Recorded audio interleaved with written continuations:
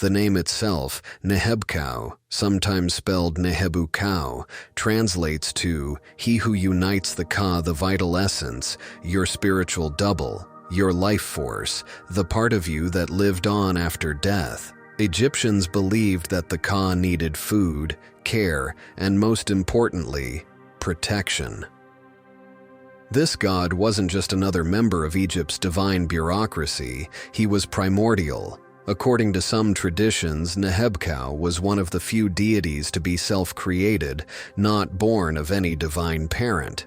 He didn't crawl out of the womb of a goddess. He emerged fully formed from the primeval waters of Nun, a being of raw power and cosmic mystery. Nehebkau's form is just as intriguing as his origins. He's usually depicted in one of three forms. As a full serpent, slithering in coils that seem to stretch forever. As a serpent with human arms and legs, combining the divine with the monstrous. And in rarer depictions, especially in magical texts, he appears as a man with a serpent's head. Each form carried meaning. The serpent, in Egyptian thought, wasn't just a symbol of danger, it was also a symbol of eternity, a creature that shed its skin and was seemingly reborn, just like the soul's journey after death. Nehebkau represented both danger and protection, chaos and order. He could constrict or defend. He was as feared as he was revered. In the moment of death, when the soul began to separate from the body, Nehebkau's divine task was to bind the Ka to the corpse, to keep it intact, to prepare it for judgment and the perilous journey through the afterlife.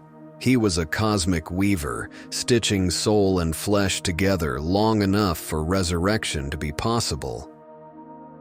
But his duties didn't stop at the tomb. In the dark passages of the Duat, Egypt's underworld, Nehebkau stood as a guardian. He was said to watch over one of the gates that the dead must pass through, a liminal threshold where only the worthy may tread. He offered protection to those who passed through, guiding the righteous and fending off monsters like the great serpent of chaos, Apophis. He was so powerful, legend says, that only Ra, the sun god himself, could tame him. And when he did, Nehebkau didn't just submit, he joined Ra's eternal battle against the forces of darkness. By the time of the New Kingdom, Nehebkau's image had evolved from a feared, untamed spirit to a revered guardian, a benevolent force that assisted the dead in judgment and even nourished the gods themselves. Nehebkau, the serpent god, became the feeder of the gods. In some texts, he provides them with divine food, the essence of eternity itself. Imagine that. The guardian of souls also sustaining the divine order, a malevolent spirit turned divine helper, a soulbinder and gatekeeper, or a forgotten cornerstone of the Egyptian underworld? Perhaps all of the above. There was another god, one who only appeared after dark, a deity who slipped silently through dreams, one who walked the narrow edge between sleep and nightmare, keeping the demons at bay.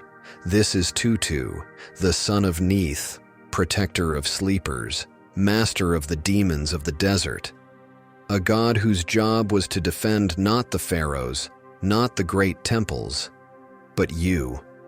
When night fell and the spirits stirred, people didn't call on Ra or Horus. They called on Tutu to keep the nightmares away, to shield them from ghostly attacks, and even the wrath of angry gods. Tutu wasn't born in the golden age of the pyramids. You won't find his name carved into Old Kingdom tombs or listed in early dynastic pantheons. Instead, he emerges much later, during what historians call the late period of Egypt, around 700 to 332 BCE. It was a time of great turmoil and transformation. This was the world that gave rise to Tutu. Not a god for pharaohs or high priests, but for ordinary people. a household god, one you could whisper to when your child had a fever, or when the shadows in your dreams felt too real. His titles reveal his purpose, Son of Nith, linking him to the powerful warrior goddess of creation. He who keeps enemies at a distance, a spiritual bouncer at the edge of your dreams. And perhaps most chilling, master of the demons of the desert. The Egyptian desert wasn't just a harsh landscape, it was seen as a liminal space, home to spirits, serpents, and divine punishment. Tutu ruled this realm not as a destroyer, but as a defender. Tutu's worship likely evolved from a fusion of local protector spirits, lion gods, sphinx guardians, and minor deities who watched over villages. In that way, he wasn't imposed from above. He was built from the fears and faith of the people themselves. When the sun set, it wasn't just darkness that descended. It was when the veil between worlds thinned, when demons, restless spirits, and even vengeful gods were believed to roam free. The people were not defenseless. They had a guardian, one who walked unseen through their dreams. Tutu was more than just a symbol. He stood between them and the spirits that brought disease, madness, or nightmares. His power was invoked in something called oracular dreams. These were sacred experiences where the gods would speak directly to a person during sleep, sometimes with guidance, sometimes with warning, and sometimes with punishment. Temples and chapels devoted to Tutu weren't just for worship. They became dream chambers, quiet places where people would sleep in the presence of the god, hoping to receive visions, or, perhaps more urgently, to be protected from them. He didn't just fend off rogue demons.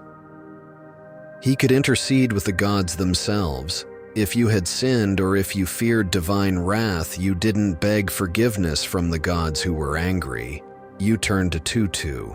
He was the one who could speak on your behalf, a spiritual diplomat. And, if needed, a celestial bodyguard. In a time when even dreams could kill, Tutu made sure his followers woke up. When the sun dipped below the horizon in ancient Egypt, it wasn't just nightfall, it was the beginning of a sacred journey. To the ancient Egyptians, the West wasn't just a direction, it was destiny. It was where life ended and eternity began. Amentet's name literally means the West, and it's no coincidence.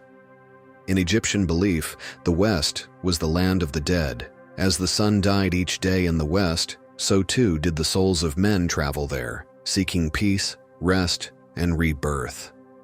She was a greeter of souls, a celestial hostess for the dead. She welcomed them gently to the Western lands, the beginning of the afterlife. This heavenly paradise, known as the Field of Reeds, was the Egyptian vision of the perfect afterlife. Abundant crops, no suffering, eternal serenity. Amentet personified that western horizon, a place where mortal pain ended and divine peace began. She offered the newly dead sacred nourishment, bread and water of immortality. She would bring a cup of sweet water, a gentle breeze, and a calm voice. In many tomb inscriptions, even pharaohs prayed for her greeting. She was there to comfort, to ease fear.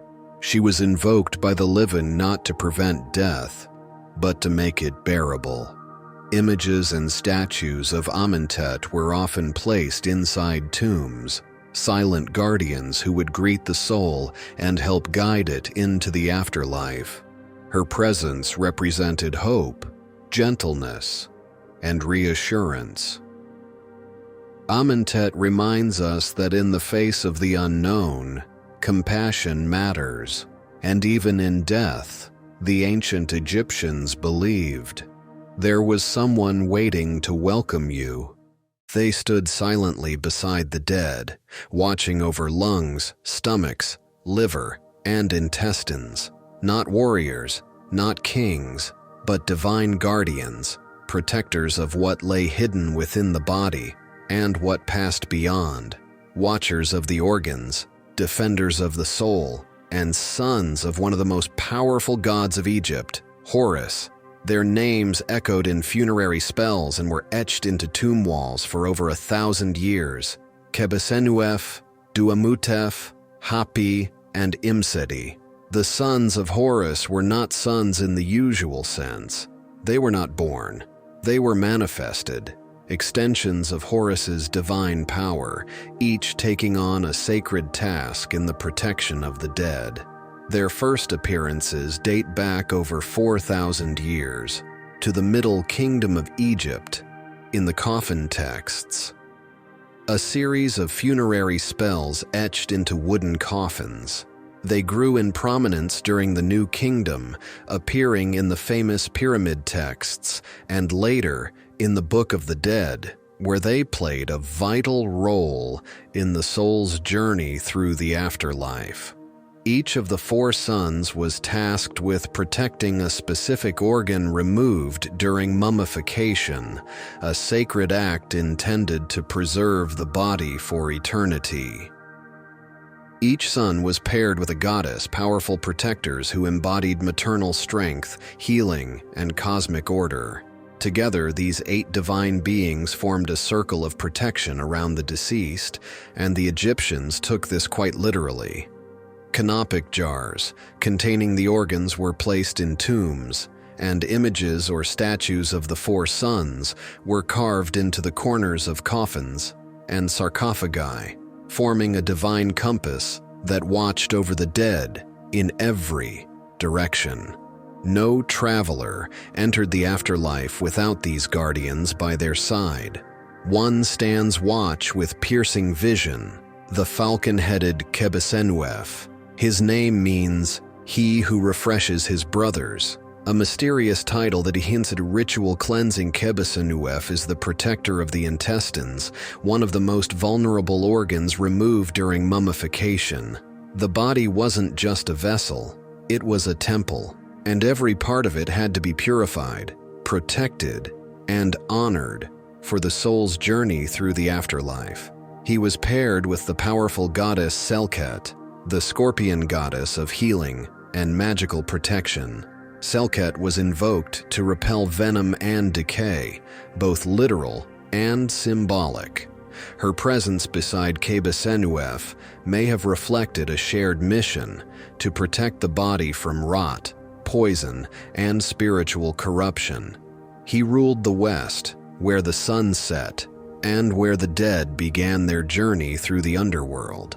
A jackal's face and a warrior's purpose, Duamutef stands as the vigilant guardian of the stomach. His name, he who adores his mother, might sound gentle, but Duamutef was anything but passive. The stomach in Egyptian belief was a source of both nourishment and potential corruption. It held dangerous fluids that could rot or defile the body if left unchecked. Duamutef was paired with the goddess Neith, one of the oldest deities in Egypt, a warrior, a huntress, and a primordial mother. He ruled the East, the place of rebirth and resurrection, where the sun rises and life begins anew. He cries at dawn, he mourns for the dead, and he guards the breath of life itself. This is Hapi, the baboon-headed son of Horus, not to be confused with the Nile god of the same name. Through the delicate process of mummification, he ensured the lungs were safely preserved, sheltered from decay, evil forces, and spiritual corruption. He was paired with the goddess Nephthys, the sister of Isis, and the goddess of mourning, magic, and the threshold between life and death. Baboons were believed to wail at the sunrise, raising their voices in prayer. Egyptians saw them as natural mourners, divine criers for the soul's journey. Hapi ruled the north, a direction tied to cold winds, mystery, and divine breath. Imseti, the human-headed son of Horus. His name may mean the kind one or he of the heart, and among the four sons he is often seen as the most compassionate, the most human. He guards the liver, an organ the ancient Egyptians believed to hold emotions, vitality, and spiritual purity. He is paired with Isis, the great mother goddess of Egypt, wife of Osiris, mother of Horus, queen of magic, healing, and protection. Imseti rules the south, the direction of warmth, fertility, and the life-giving Nile. They were not kings, nor conquerors, but they stood guard over something just as sacred, the soul's journey beyond death. A figure cloaked in shadow, who marched before kings into battle and led the souls of the dead through the treacherous veil of the afterlife. Wepwawet, a god of war, a god of death, and a god of the desert path, where few dared to tread alone. Before Anubis, it was Wepwawet who stood at the threshold between worlds. He was the scout of the gods, leading armies through enemy lines and guiding souls through the uncharted wilds of the afterlife, a name that means opener of the ways. His earliest mentions trace back to the very beginning of Egypt's dynastic period, around 3100 BCE in the First Dynasty.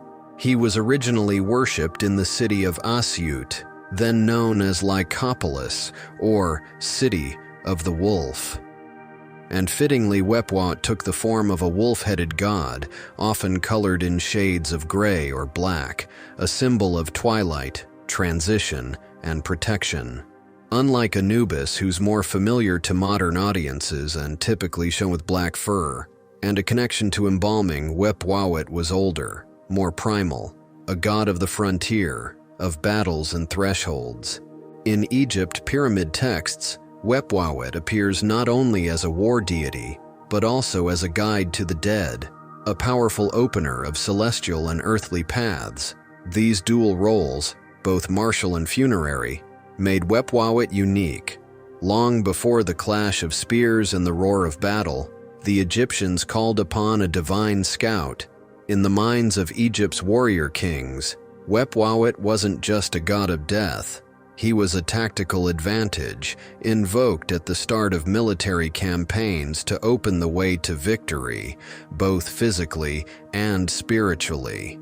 He was a god of scouts, a divine pathfinder.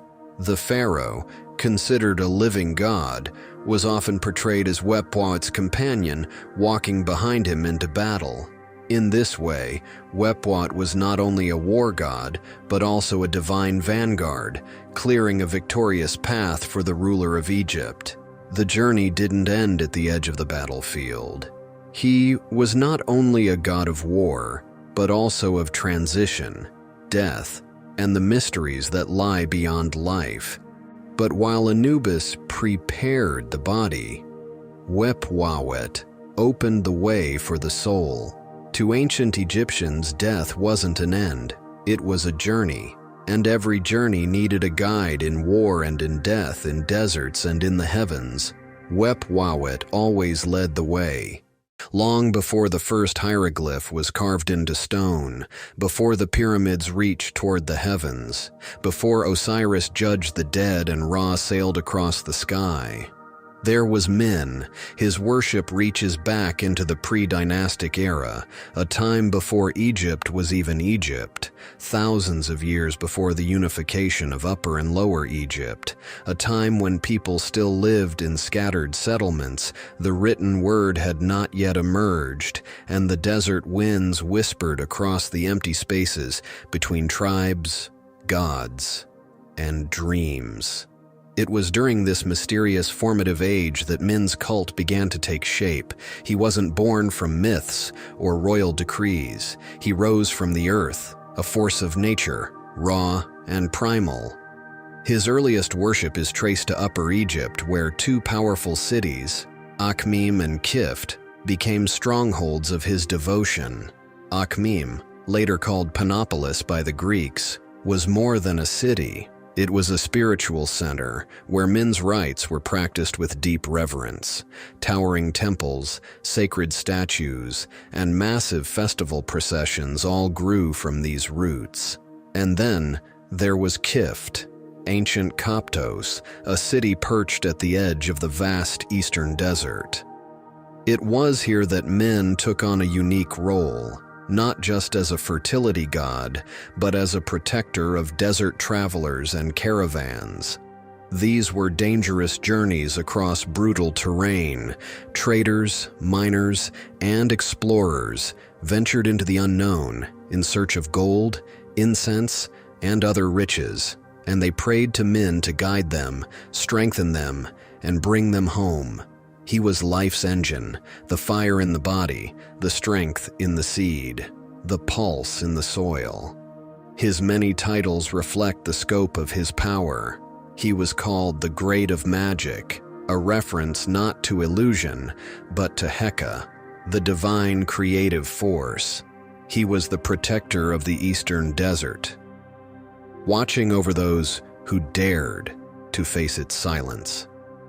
And the Lord of the Highlands, master of Egypt's mountainous thresholds where gods and men met, his skin often painted black, not to symbolize death, but the rich, fertile soil of the Nile Valley. Min was the god of fertility. As Egypt evolved, so too did its gods, and Min was no exception.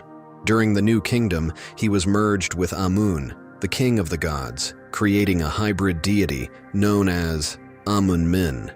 Later, Min was also associated with Horus, the falcon god and sky deity. As Horus-Min, he fused the power of sight, flight, and dominion with the deep-rooted force of physical creation. Min's legacy wasn't just in statues and titles. It was in the very structure of Egyptian thought, the belief that life is sacred, that fertility is divine, and that creation is an eternal cycle. Look deeper into the body, into the land, into the pulse of life itself. There you'll find Min, silent, ancient, and eternal. In the shadowy halls of Duat, the Egyptian underworld, where the hearts of the dead are weighed, where the gods watch in silence, a creature waits, not for glory, not for worship, but for justice. She is called many things: the devourer of the dead, the eater of souls. Her name is Amit, and to ancient Egyptians she was not merely a monster, she was the last consequence. She had no temple, no priests, no hymns sung in her name. She was a demonic deity, a force, a warning, an eternal guardian of balance. She did not live, but neither did she die. Amit waited silently beside the scales of Mayat, the cosmic principle of truth, balance, and justice. Amit translates to devourer, or more hauntingly, she who swallows the dead. She wasn't a goddess in the traditional sense. She was a cosmic enforcer, a living boundary between the just and the damned. Amit's appearance was no accident. She was a terrifying hybrid of Egypt's most feared beasts. Her head, the crocodile, ruler of the Nile's deadly waters, like the warlike god Sobek. Her torso, the lion, symbol of ferocity and divine wrath, echoing Sekhmet, the lioness of plague. Her hindquarters, the hippopotamus, massive and territorial, like Taweret, protector of childbirth, but when enraged, one of the river's most lethal creatures. Amit was not chaos. She was a guardian of order, of Ma'at. It was a principle. Truth, balance, justice. The very foundation of the universe. In the grand hall of Ma'at, the jackal-headed god Anubis would weigh the heart of the deceased. On the other side of the scale, a single feather, the feather of Ma'at, the symbol of truth, justice, and cosmic order. To the Egyptians, the heart held a person's true moral record. Every lie, every cruelty, every act of injustice was written there. Standing beside the scale was Thoth, the ibis-headed scribe of the gods. His task was to record the result, impartial, eternal, divine. If the heart was found equal to or lighter than the feather, the soul was deemed pure, and it passed into the fields of reeds, Egyptian paradise, where joy and plenty never ended. If the heart was heavier, burdened with sin, deceit, and injustice, it was too late for repentance. Below the scales, Amit waited in silence, not to hunt, not to chase. She was no predator. She was a consequence. And when the heart failed the test, she devoured it whole. The soul was not sent to hell. It was not tortured. It was annihilated. No afterlife, no rebirth, no second chance, only oblivion. She's a goddess of mystery, a midwife to pharaohs, and a guardian of childbirth lost in the sands of time. This is Tenenet, the ancient Egyptian goddess of birth, protection, and destiny. Though her name is rarely mentioned alongside Egypt's most famous deities, her role was no less vital. In a civilization that revered the mystery of life and death, childbirth was a sacred threshold, and Tenenet stood at its gate. She was the spiritual force called upon to protect mothers in labor, to bless the first breath of the newborn.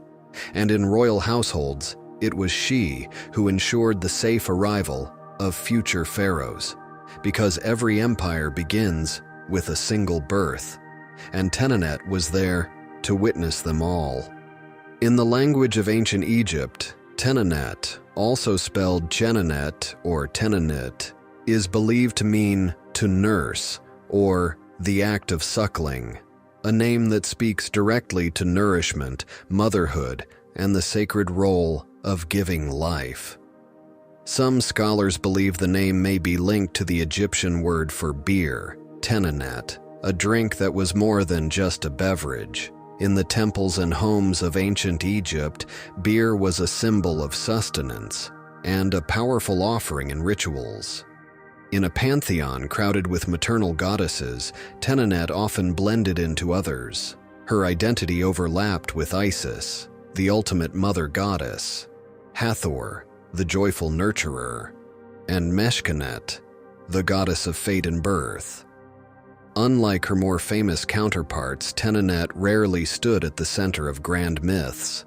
Instead, she worked quietly behind the veil of daily life, invoked not in public spectacle, but in private moments of vulnerability and hope. Some historians believe she began as a local goddess, worshipped in the city of Esna. There, she may have risen to greater prominence through royal patronage, becoming the divine midwife not just of families, but of kings. In a world ruled by gods of war, sun, and judgment, Tenenet reminds us of the sacred power of beginnings, of every life born under the watchful eyes of a goddess whose name we're only now learning to speak again. A deity depicted with the head of a cobra, she was both a fierce protector and a gentle nurturer. She watched over pharaohs, named newborns, and guarded the harvest that kept an empire alive. Today we explore the divine mother of grain, the serpent of fate, and one of the most overlooked but powerful goddesses in Egyptian mythology. Renenutet, also spelled Ranut or Ernutet, was a goddess with a name that means she who nourishes, fitting since her roles were deeply tied to feeding both body and soul. To the ancient Egyptians, the cobra wasn't just a fearsome snake, it was a symbol of royalty, wisdom, and divine protection. To farmers, Renenutet was the spirit of the harvest. She was the warm breeze that ripened the wheat. The quiet guardian of every granary, she was more than a food goddess. Renenutet also played a role in shaping destiny, believed to bestow each child's secret name at birth. That name wasn't just for identification. In Egypt, names held power.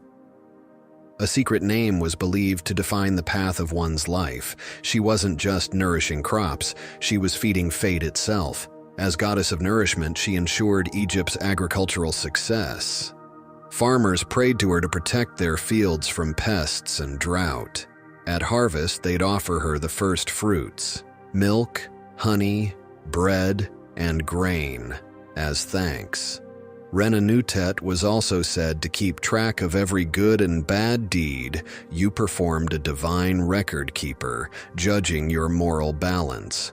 Her main cult center was Terenuthis, near the modern-day Fayum, an area renowned for its fertile soil and abundant crops.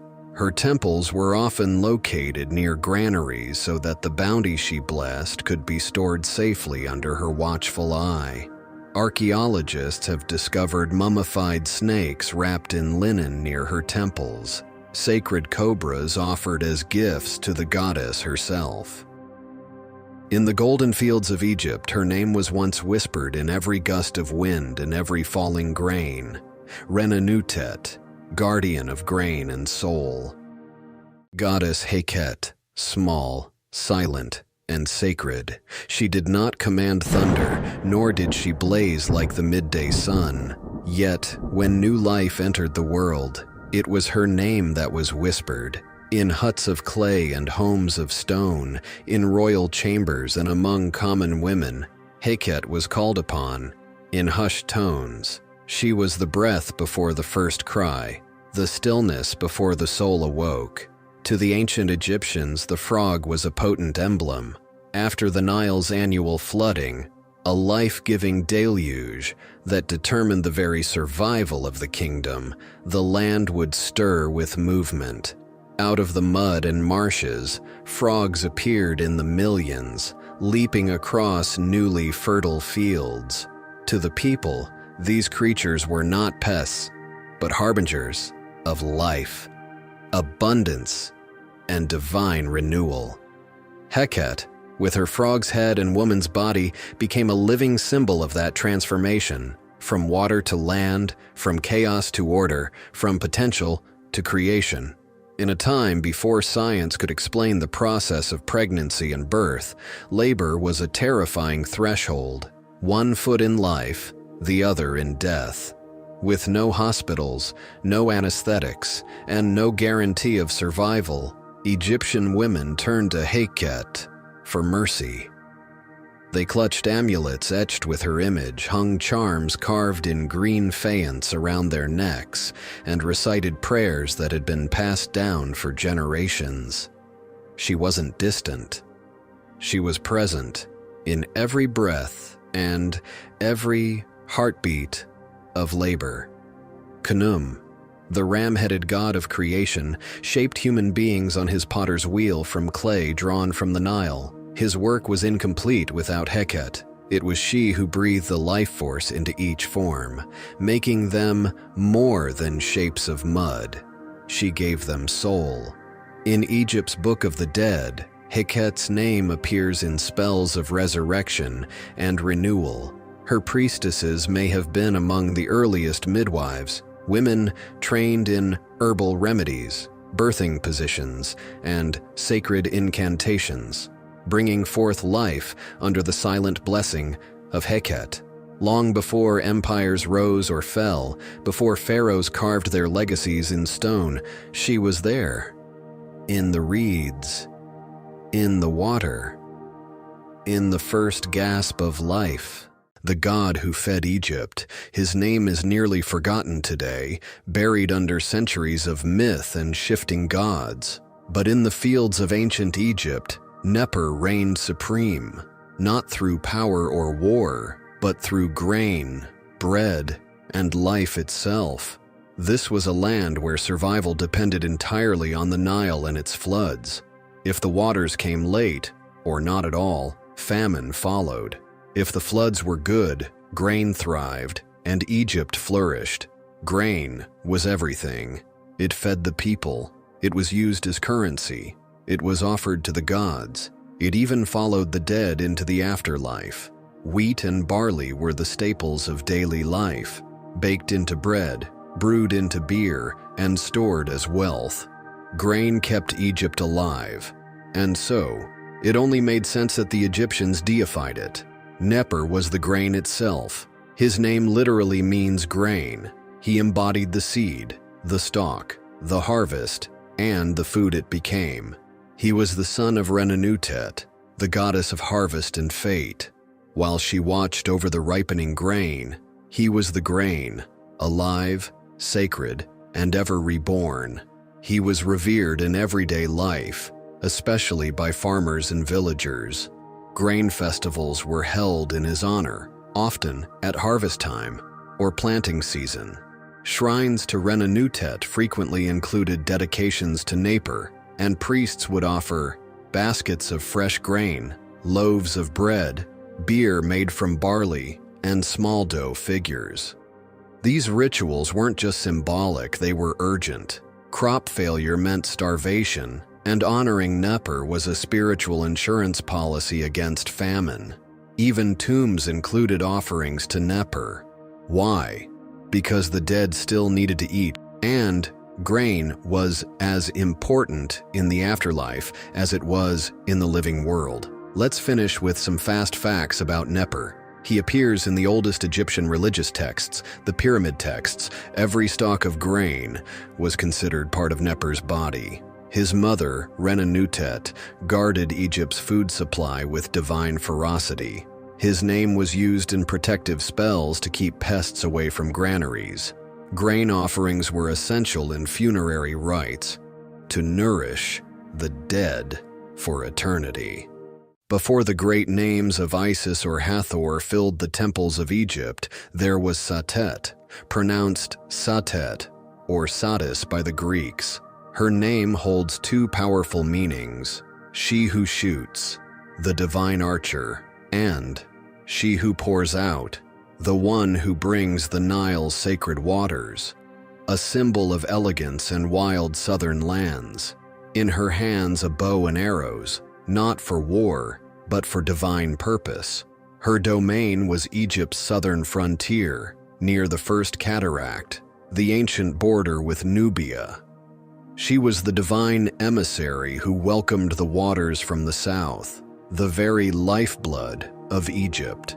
She was one of the earliest goddesses recorded in Egyptian history. Her name appears in the pyramid texts of the Old Kingdom, inscribed over 4,300 years ago. These texts weren't just stories, they were sacred spells and royal declarations of power and divinity. To be named in these hallowed inscriptions is no small feat. It means that even the earliest pharaohs called upon Satet, trusting her to guide, protect, and nourish their kingdom through the capricious rhythms of the Nile.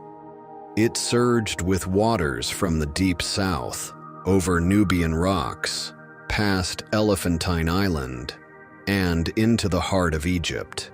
For the ancient Egyptians, this was no natural coincidence. Satet, the archer goddess of the southern frontier, who was believed to unleash the floodwaters. To her followers, the annual inundation was Satet's gift, the very essence of her power. Each drop of water, each surge of silt-rich flood, carried the blessing of life. The waters left behind fertile black soil, perfect for growing wheat, barley, and flax. Without this cycle, Egypt would be dust and desert. Satet's gift made civilization possible. The people watched the river, and when it rose, as Satet decreed, they celebrated. Satet was no passive river goddess. In Egyptian belief, Satet's arrows could bless the living or strike down the wicked. Each shot was an act of divine judgment, protection for those under her care, and vengeance against those who threatened the sacred flow of the Nile. She had a dual identity, at once nurturing and deadly. A goddess who could summon water with one hand and draw blood with the other.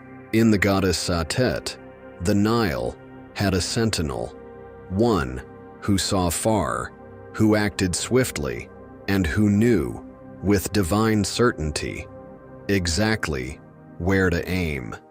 She was the Swift One, the nourisher of the Nile, a goddess who once held the lifeblood of Egypt in her hands, yet today she is nearly forgotten. Who was Anuket, and why did she vanish from memory? To understand Anuket, we must first understand the Nile.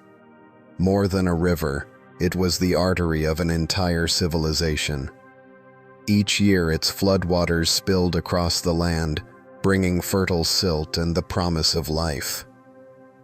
At the very edge of Egypt, near the first cataract, where the Nile surged into the land, there stood Elephantine Island, the gateway to Nubia, and the sacred domain of Anuket.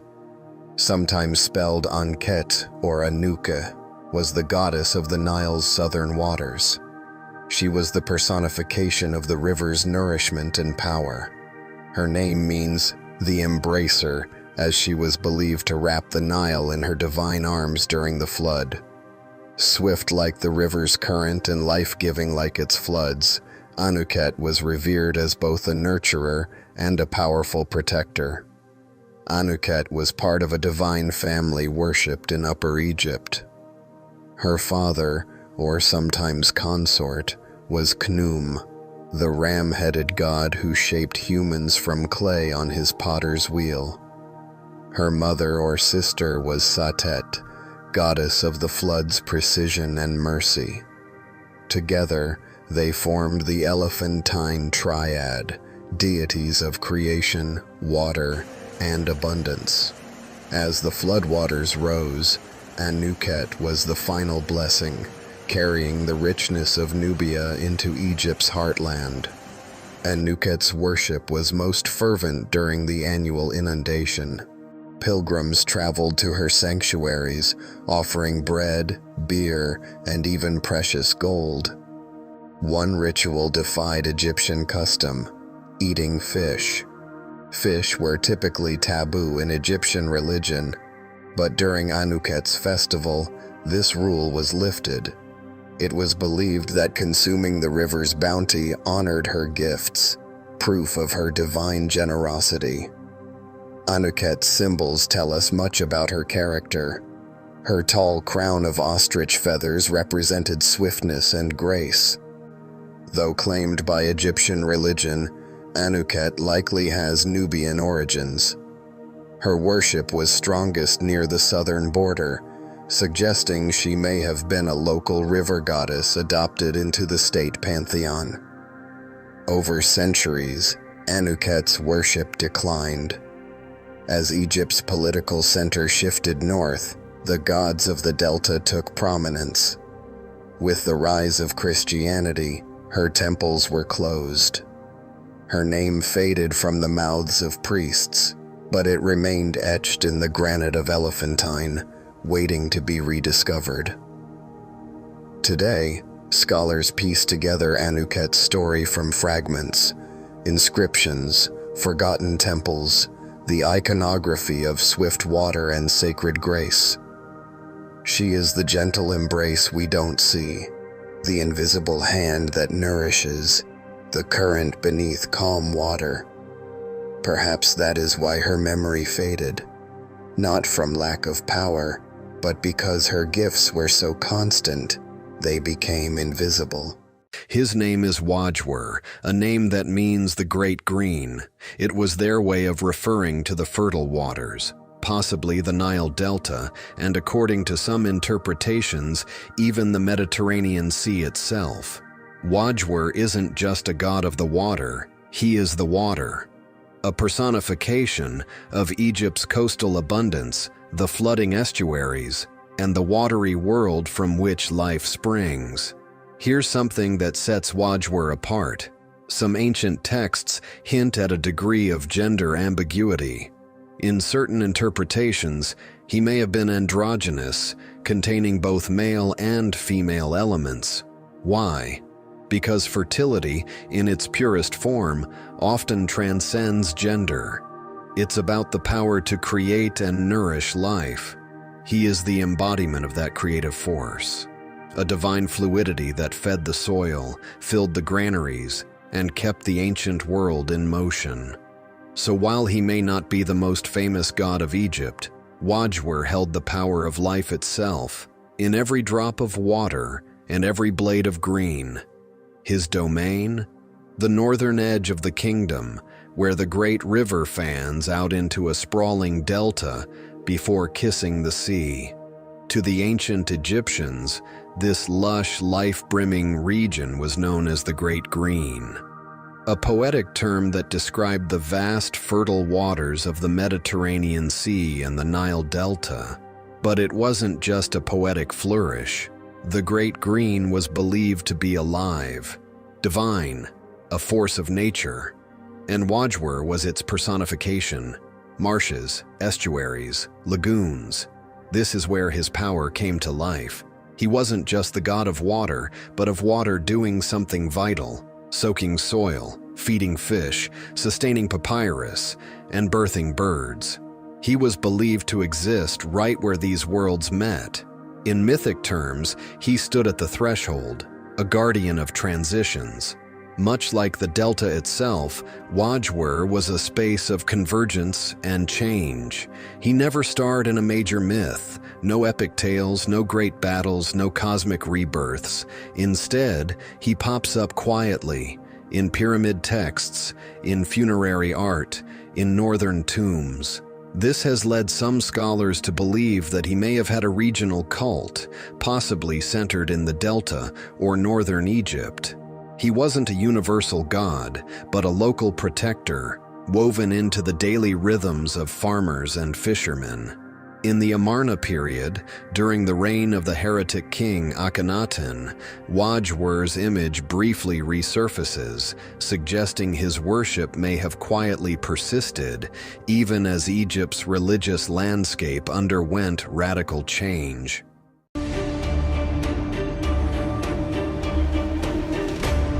His name was Hapi, the god of the inundation, not the Nile itself, but the flood, the divine overflow that turned desert into paradise. Each year when the Nile burst its banks, it wasn't seen as a natural cycle.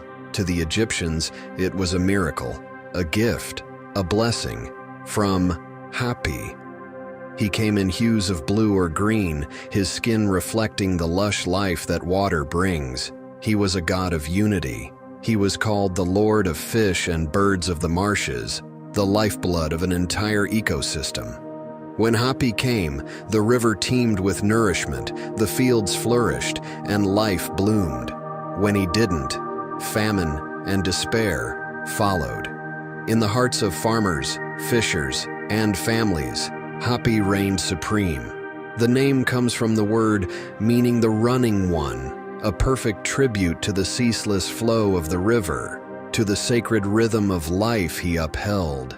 He was the heartbeat, the river's pulse, and in a world of sun-baked sand and scorching heat, he was water. He was life. From June to September, the land of Egypt held its breath. The skies above burned with summer heat, and then the day came, like a sacred promise. The river began to rise. This was Akhet, the season of the inundation, the most important time in the Egyptian calendar, and the time when Hapi revealed his favor, or his fury. Priests gathered along the banks, chanting ancient hymns, calling on the god of the flood. They didn't just hope for any flood, they begged Hapi for the perfect flood, high enough to nourish the soil, but not so high it washed away homes and crops. To understand Hapi's will, priests used a sacred tool, the Nilometer, a carved pillar that measured the height of the Nile's rise. Each notch was a message. Too low, the gods were displeased. Too high, disaster loomed. Every Akhet, the people waited for the waters, for the blessings, for Hapi, because only he could fill the land's veins with life once again.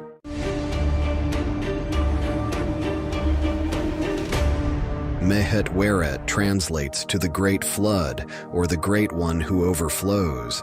This connects her to the Nile River, The Nile meant so much to the ancient Egyptians as it was a source of life, allowing crops to grow, civilizations to flourish, and people to thrive. Each year the great floodwaters would rise, replenishing the land with fertile soil, a cycle of renewal that echoed the power of the goddess. Her true domain lay in the heavens. She was linked to the primordial waters of creation. Her name appears in sacred pyramid texts, some of the oldest religious writings in history, dating back over 4,500 years to Egypt's Old Kingdom. These texts describe her as a provider of nourishment, a bringer of light and cosmic balance. In Egyptian art, she is almost always shown as a majestic cow adorned with a radiant sun disk, a sign of her close connection to the sun god Ra. Many Egyptian gods were feared as much as they were worshipped. Mehetweret was different. She was a force of order, balance, and renewal, guiding the universe with gentle strength. Rather than being feared, she was deeply respected as a nurturing presence in the cycle of life and creation. In its reflection, he was the Nile's hunger, its rage, its power, with teeth. Let's see how the ancient god Sobek wasn't just feared, he was needed. At first there was only darkness and water, endless restless water. From this primordial sea rose something ancient, something hungry. He didn't arrive in gold or glory. He rose with instinct, with blood in his breath.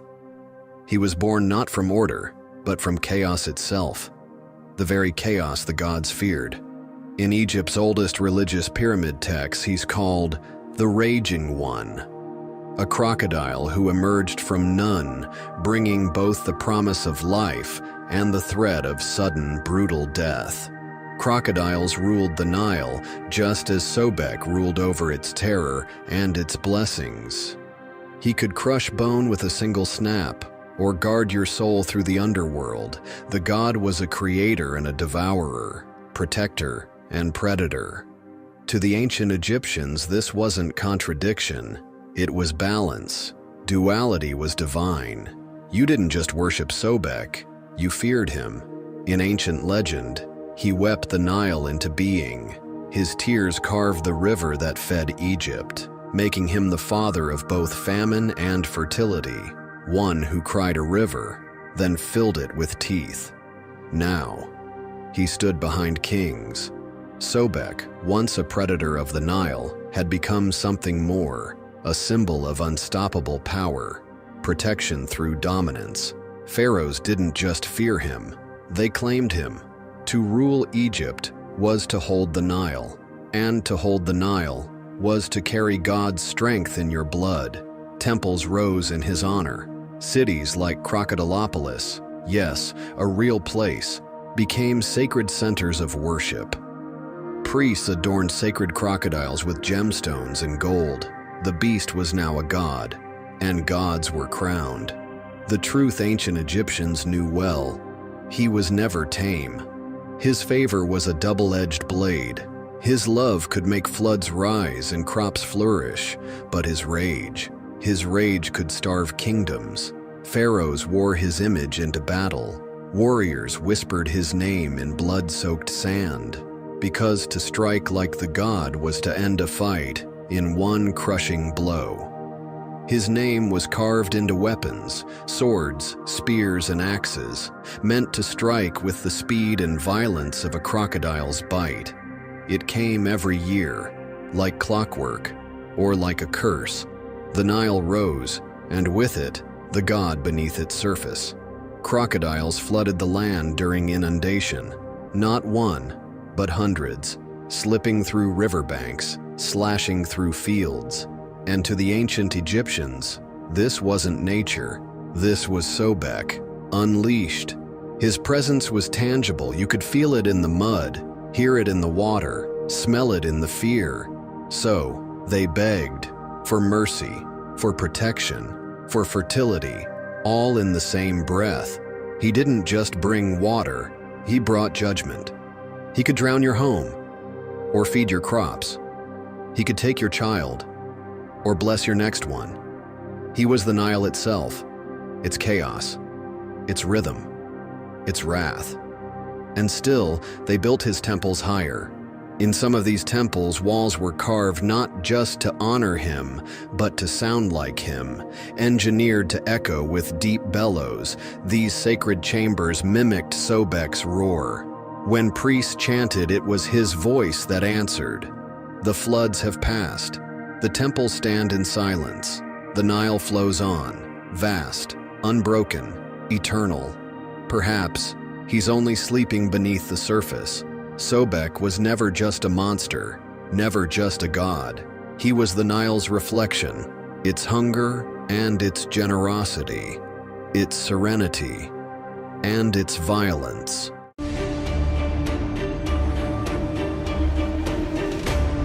Gods took many forms: jackals, falcons, cats, crocodiles. But one deity stood apart, with no animal form, no human face, only light. This was Aten, the radiant sun disk. The first known mentions of Aten date back to the Middle Kingdom, around 2000 BCE. At that time, he wasn't worshipped as a distinct god, but rather as an aspect of Ra, the powerful sun god. Unlike other gods, Aten had no human body, no animal head. He was something different, pure energy. His rays stretched down like fingers, reaching out to touch the earth, offering life to those below.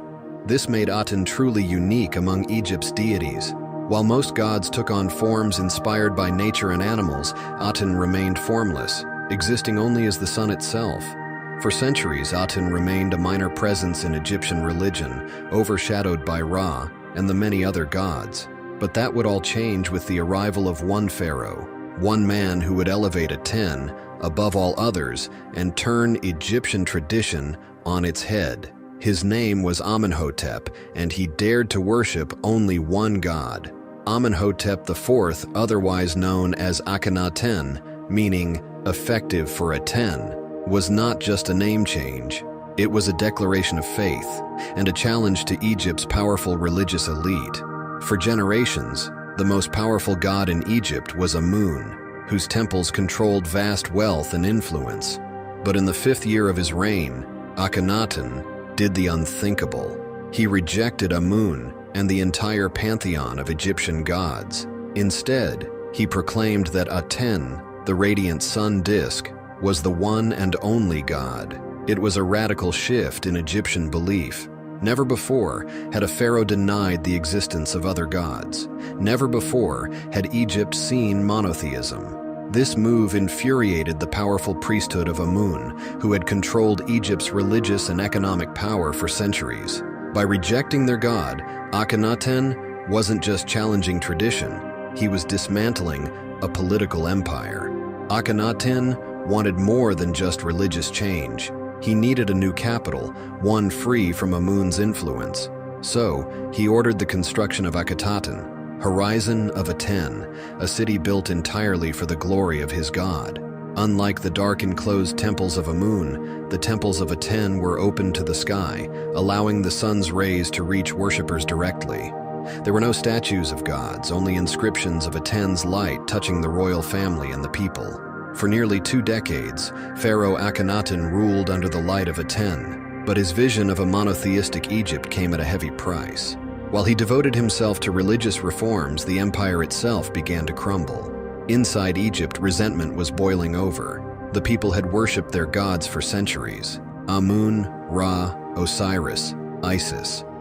Now, their temples were closed, their gods erased from history. The priests of Amun, once the most powerful religious figures in Egypt, had been stripped of their influence. But they were waiting for the right moment to strike back. In the shadows, the priests of Amun conspired. They saw Akhenaten's religious revolution as blasphemy, and more importantly, as a threat to their power. As famine, economic hardship, and military failures grew, more Egyptians turned against the heretic pharaoh. By 1336 BCE, Akhenaten's reign was coming to an end. Weak, isolated, and surrounded by enemies, he died, though the exact cause of his death remains unknown. Was it illness, assassination, or had his god abandoned him? And with Akhenaten's death, so too began the death of Atenism. Akhenaten's son, a young boy named Tutankhaten, took the throne. But under pressure from the powerful Amun priesthood, he changed his name to Tutankhamun, restoring the worship of the old gods. The priests of Amun ensured that Akhenaten's legacy would be erased. His name was chiseled out of monuments. His statues were smashed. The city of Akhetaten was left to the sands of time.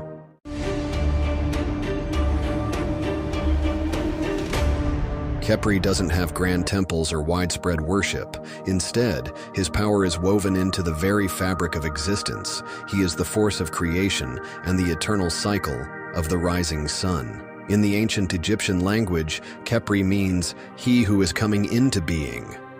He is the god of transformation, of endless renewal, just like the sun that rises each morning, bringing light after darkness. The ancient Egyptians closely observed the world around them, and they saw something extraordinary: the scarab beetle rolling a ball of dung across the sand, seemingly with purpose. To them, it was more than just insect behavior. It was a reflection of a divine truth. They believed Khepri, like the beetle, was responsible for rolling the sun across the sky each day, ensuring its safe journey from the underworld to the land of the living. As the sun disappeared at night, it traveled through the realm of the dead, only to be reborn at dawn, just as Khepri willed it. To the ancient Egyptians, he represented the idea that life is always in motion, that nothing is stagnant. Every day is a new beginning, every moment an opportunity for renewal. This belief was so powerful that scarab amulets became some of the most common symbols in Egyptian culture, often placed in tombs to ensure safe passage to the afterlife. He was a symbol of hope, of eternal rebirth. The sun was a divine force, cycling through life, death, and rebirth each day. And at the heart of this eternal cycle stood three powerful gods: Khepri at dawn, Ra at midday, and Atum at sunset. Just as a scarab beetle pushes its ball of dung across the earth, Khepri was believed to push the sun into the sky each morning, ensuring its daily rebirth. The sun didn't simply rise on its own. Each night, as Ra traveled through the underworld, he battled the forces of chaos and destruction. The great serpent Apophis, the embodiment of darkness, sought to devour the sun and trap the world in eternal night. It was Khepri's divine responsibility to ensure that the sun emerged victorious, renewed, and reborn. Scarabs were placed in tombs, carved into amulets, and inscribed with spells from the Book of the Dead. These sacred charms symbolized the soul's transformation and rebirth in the afterlife, guided by Khepri's divine hand. One of the most important of these amulets was the heart scarab. It was meant to protect the deceased during the weighing of the heart, a crucial test where the heart was measured against the feather of Ma'at, the goddess of truth. If the heart was light and pure, the soul could pass into paradise.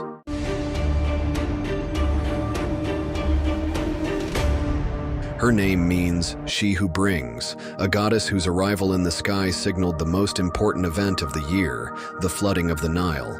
Unlike other deities tied to the land or the underworld, Sopdet belonged to the heavens. The ancient Egyptians closely observed the heliacal rising of Sirius, the moment it became visible just before sunrise, after months of being hidden by the sun.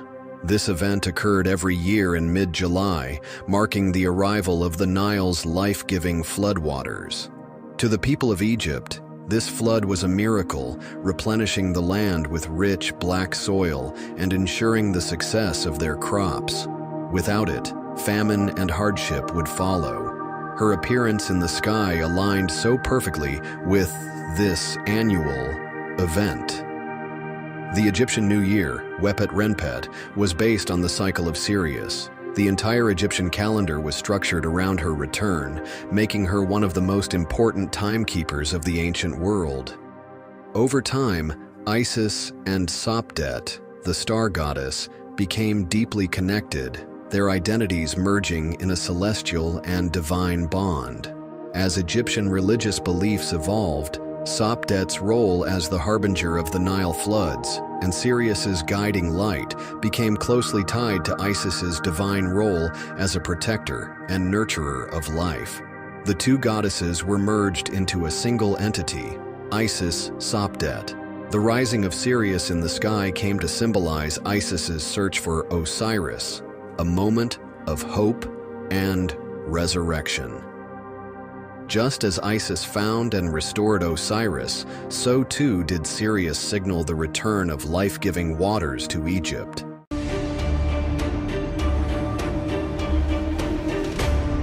In the sands of time, long before the rise of Egypt's Grand Pyramids, there was Hathor, a deity who bridged the earthly and the divine. One of the earliest and most revered goddesses, Hathor's origins stretch back to the pre-dynastic period of Egypt, over 5,000 years ago. Initially, Hathor was worshipped in her most primal and nurturing form, a divine cow. For the ancient Egyptians, the cow symbolized fertility, abundance, and life itself. Hathor was not just a goddess. She was a cosmic mother, believed to nourish all living beings with her divine essence. Hathor's influence extended far beyond the earth. The Milky Way, that shimmering river of stars in the night sky, was thought to be her milk, a celestial offering that nourished the universe. This connection to the cosmos made her both a symbol of fertility and a reminder of the divine order in the heavens. Hathor's worship was not limited to small shrines or modest offerings. Her temples were some of the largest and most opulent structures in ancient Egypt, reflecting the grandeur of her divine status. Among these, the Temple of Hathor at Dendera stands as a testament to her enduring importance.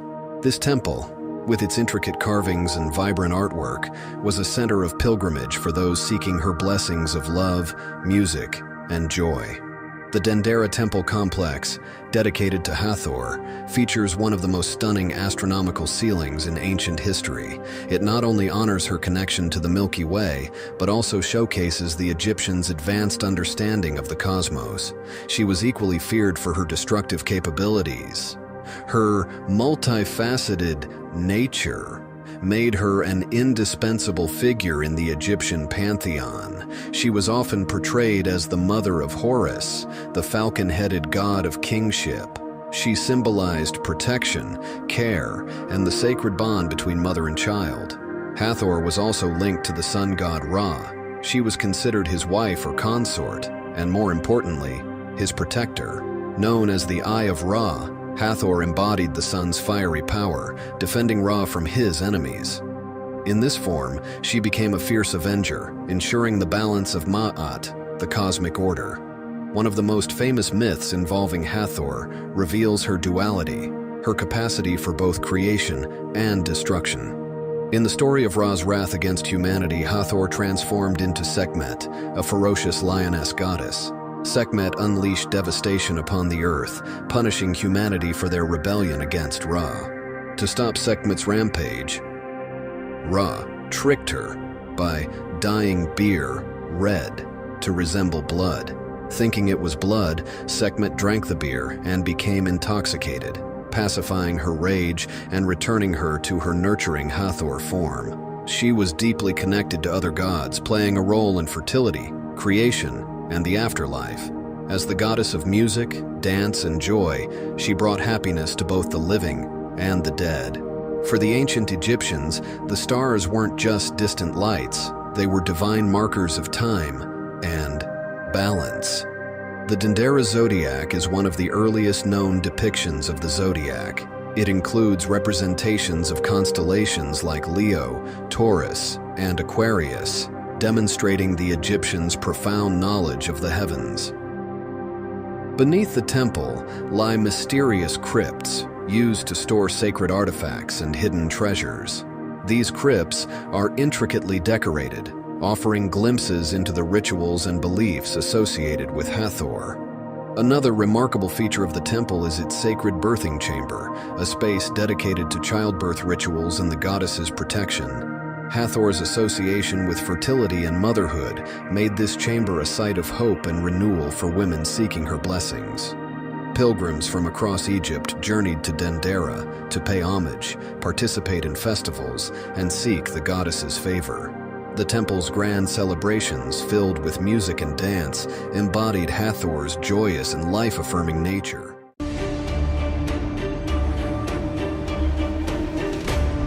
Her name itself is a clue to her significance. Tefnut derives her name from the ancient Egyptian word for moisture, encapsulating her role as a fundamental life-sustaining force within the cosmological framework of early Egyptian theology. As moisture is essential for life, her presence in the pantheon signified an understanding of the vital interconnection between natural elements and divine power. She was born from Adam, the primordial sun god, in a rather unique way, through spitting or exhaling. This divine breath of life brought Tefnut and her twin brother Shu into existence. Some interpretations suggest this act symbolizes the manifestation of tangible elements from an abstract cosmic force, illustrating the interplay between order and chaos in early Egyptian thought. Together, these two deities formed the first divine pair, embodying the fundamental forces of air and moisture, both crucial for sustaining life. This dynamic balance between Shu and Tefnut laid the foundation for the structure of the universe, as air and moisture are indispensable for fertility and sustenance. Her role in primordial creation and cosmic balance set the stage for the formation of the universe as the ancient Egyptians understood it. She and Shu became the parents of Geb, the god of the earth, and Nut, the goddess of the sky. This union gave rise to the first divine family, establishing the very structure of the cosmos and providing a mythological explanation for the separation of the heavens and the earth. The relationship between these deities underscored the Egyptians' conceptualization of the world as a structured and harmonious entity, with divine beings governing natural forces. In one well-known story, she exiles herself to Nubia after a dispute with Ra, the sun god. This self-imposed exile plunges Egypt into chaos, as moisture, the element she embodies, disappears, leading to drought and suffering. The absence of Tefnut serves as an allegory for the precarious balance between abundance and scarcity, reinforcing the notion that divine harmony must be preserved. Recognizing the imbalance, the gods send Thoth, the god of wisdom, and Shu to convince Tefnut to return. Through a combination of persuasion, diplomacy, and reverence, they succeed, and the goddess reintegrates into the divine order. Her return symbolizes the restoration of Ma'at, the fundamental principle of order, balance, and justice in the universe. Tefnut is often depicted as a lioness-headed goddess, a form that links her to the fierce and protective aspects of divine power. She is closely associated with both the sun and moisture, an intriguing duality that represents the essential balance between fire and water. She was venerated in temples, particularly in Heliopolis, one of the most important religious centers of ancient Egypt. Her worship was intertwined with both lunar and solar cults, signifying her connection to celestial cycles. These associations positioned her as a deity of transitions, capable of bridging different realms and elements. Priests conducted rituals in her honor, emphasizing her role in maintaining balance within the cosmos. Through prayers, offerings, and ceremonies, they sought her blessings to ensure the continued harmony of nature. Festivals celebrating her power often included processions and recitations, invoking her role as both a giver and sustainer of life.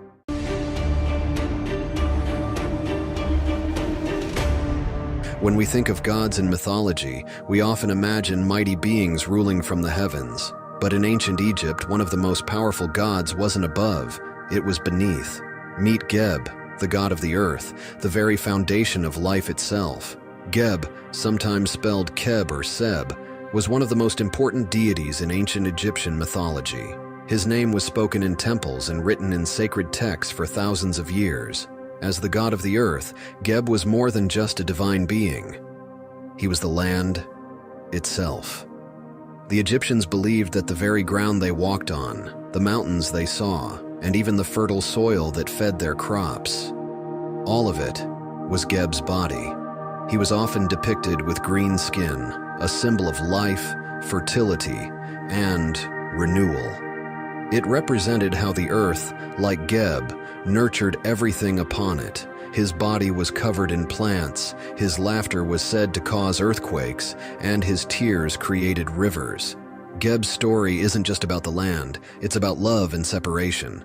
He was deeply connected to Nut, the sky goddess, and together they formed a cosmic balance. The ancient Egyptians believed the two were once inseparable, locked in an eternal embrace, until their father, Shu, the god of air, forced them apart. This is why the sky hovers above and the earth remains below, forever reaching but never touching. Their love endured. Even in separation, they found a way to remain connected. It was believed that when rain fell, they were weeping for one another. And when the earth trembled with an earthquake, it was Geb crying out for Nut, trying to reach her once more.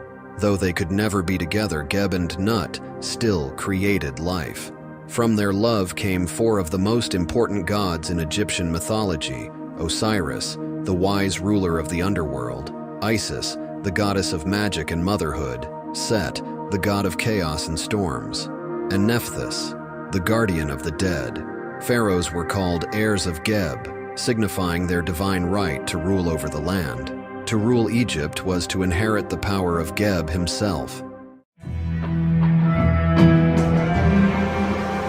In the vast tapestry of ancient Egyptian mythology, every deity has its place and purpose. Nephthys, though often overlooked, holds a unique position in the divine family of Heliopolis. But who was she, and how did she fit into the grand cosmic narrative? Nephthys was born from the union of Geb, the earth, and Nut, the sky. She was the youngest of four siblings, alongside Osiris, the god of order and fertility; Isis, the goddess of magic and motherhood; and Set. Unlike her siblings, Nephthys rarely took the spotlight. She played a quieter, yet equally vital role as a supportive and protective presence. Her name, Nebet-Het, translates to Lady of the House, a title that reflects her dual significance. It could represent her protective nature, guarding sacred spaces, or even a royal household, reinforcing her ties to the pharaoh's divine authority. In Egyptian art and rituals, Nephthys often appears as a mourner and a protector of the dead, ensuring safe passage for souls into the afterlife. This role aligns her with Isis, her sister, with whom she shares the duality of life and death, creation and destruction. In the myth, Nephthys mourns the brutal death of her brother Osiris, who was betrayed and dismembered by her husband, Set. Despite her complex relationship with Set, Nephthys joins her sister Isis in a mission of restoration and hope. Together, Isis and Nephthys gather Osiris's scattered remains.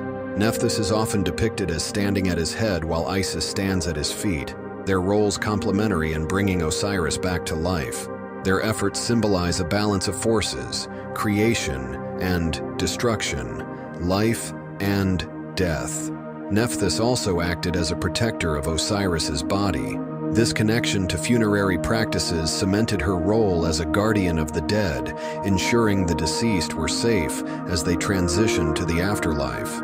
Nephthys's relationship with Set adds another layer of complexity to her character. She is often portrayed as his consort, yet she opposes his chaotic and destructive nature. In some interpretations, her alliance with Isis against Set is a powerful symbol of order overcoming chaos.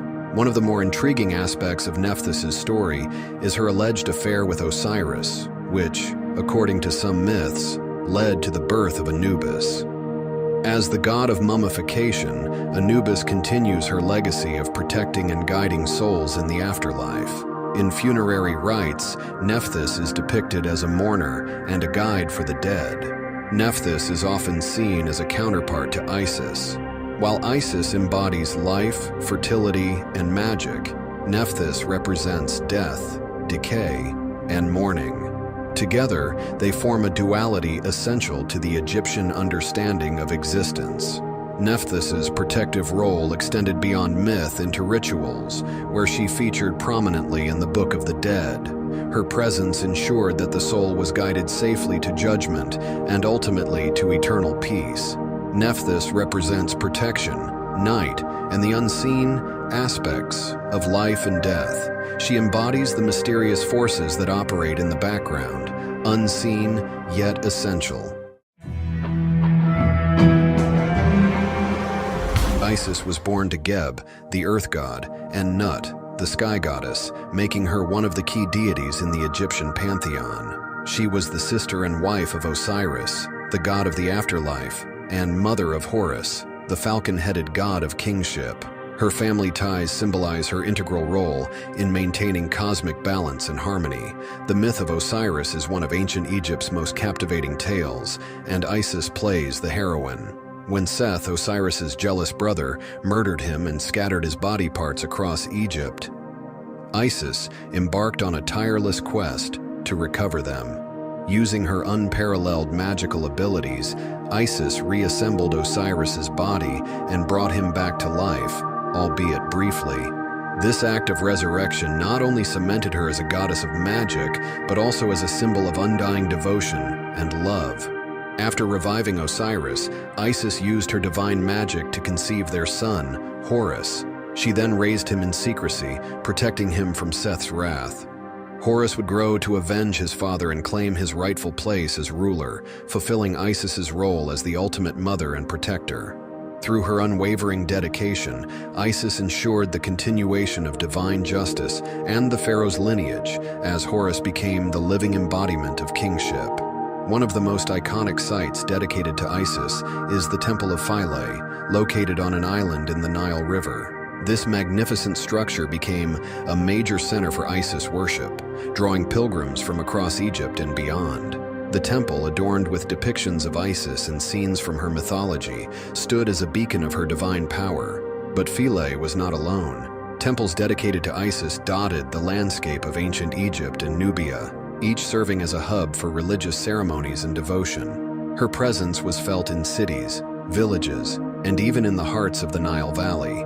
In these temples, priests honored Isis through elaborate rituals and offerings. Daily life was infused with her presence, from the lighting of incense to grand ceremonies marking the changing seasons. Offerings of food, drink, and flowers were common, as people sought her blessings for health, fertility, and protection. As Egyptian culture spread through trade and conquest, so did the worship of Isis. Her cult became particularly prominent during the Greco-Roman period, when her mythology and symbols were embraced by new cultures. Did you know that Isis's name in hieroglyphs translates to throne? This isn't just symbolic. She was literally seen as the foundation of royal power in ancient Egypt, embodying the divine authority that supported the pharaoh. In ancient Egyptian, she was called Aset, but when her worship spread to the Greco-Roman world, she became known as Isis. This transition marked her transformation into a global deity, worshipped far beyond her original homeland. Remarkably, the worship of Isis was one of the longest lasting in human history. Temples dedicated to her continued to operate until the 6th century, centuries after the fall of ancient Egypt.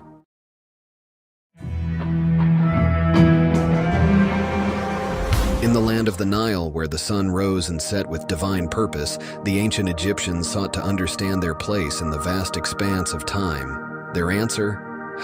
The god of eternity. He personifies eternity itself, a concept central to Egyptian life, religion, and the afterlife. He was part of the Ogdoad, a group of 8 primordial deities worshipped in Hermopolis. These gods and goddesses represented the foundational elements of existence before creation. Paired in male and female forms, they embodied concepts like darkness, water, air, and infinity. In this divine ensemble, He and his female counterpart, Hau-He, symbolized limitless space and infinite time. Together, they represented the unending cycles that underpin all existence, from the rise and fall of the sun to the eternal flow of the Nile. As the god of eternity, he was seen as the guardian of time's endless expanse. His role was not confined to the cosmic. It extended to the mortal world, shaping how the Egyptians viewed their lives and their legacies.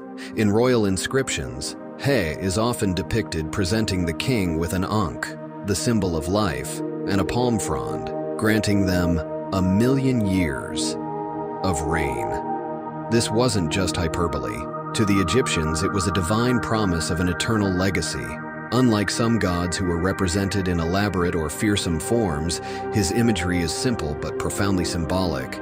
He is most commonly depicted seated or kneeling, with his arms raised high, holding palm fronds in each hand.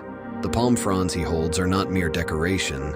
In ancient Egypt, palm fronds were used to mark the passage of years, making them a fitting emblem for a deity tied to eternity. Each frond became a symbol of life's unending cycle. For the Egyptians, eternity wasn't an abstract idea. It was a tangible goal, one they sought to achieve through their connection to the god. By invoking his protection, they believed they could secure a place in the eternal cycle of existence. His connection to the number 1,000,000. For the Egyptians, this wasn't just a numerical value.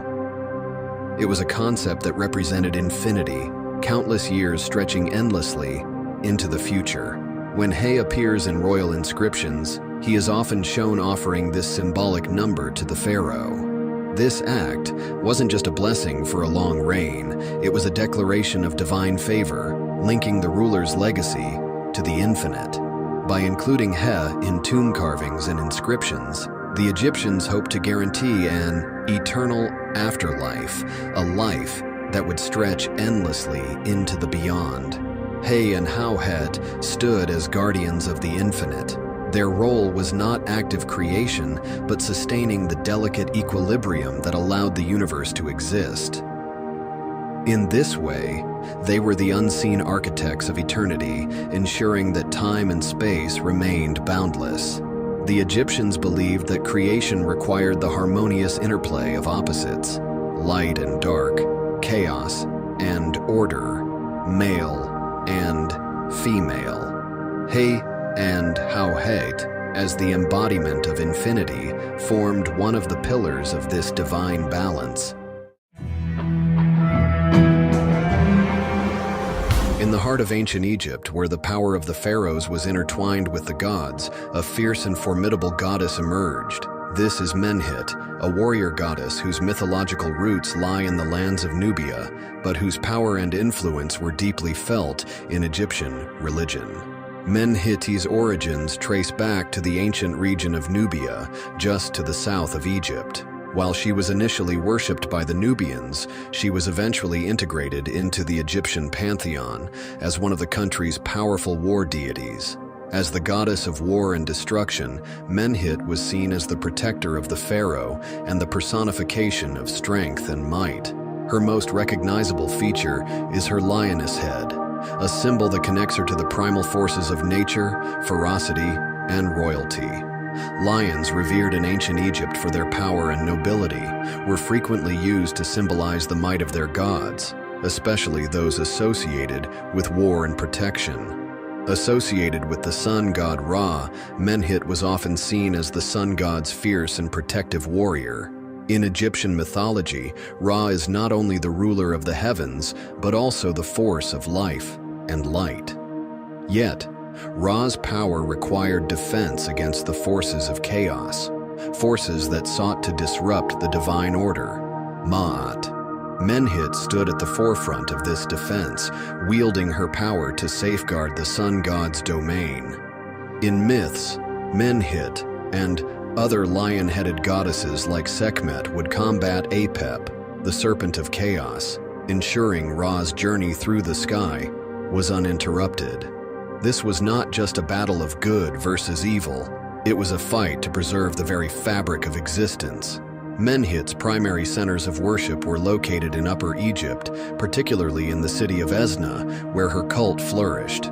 As one of the warrior goddesses of the Egyptian pantheon, she was not only linked to victory in battle, but also represented the protection of Egypt's borders, ensuring the stability of the kingdom.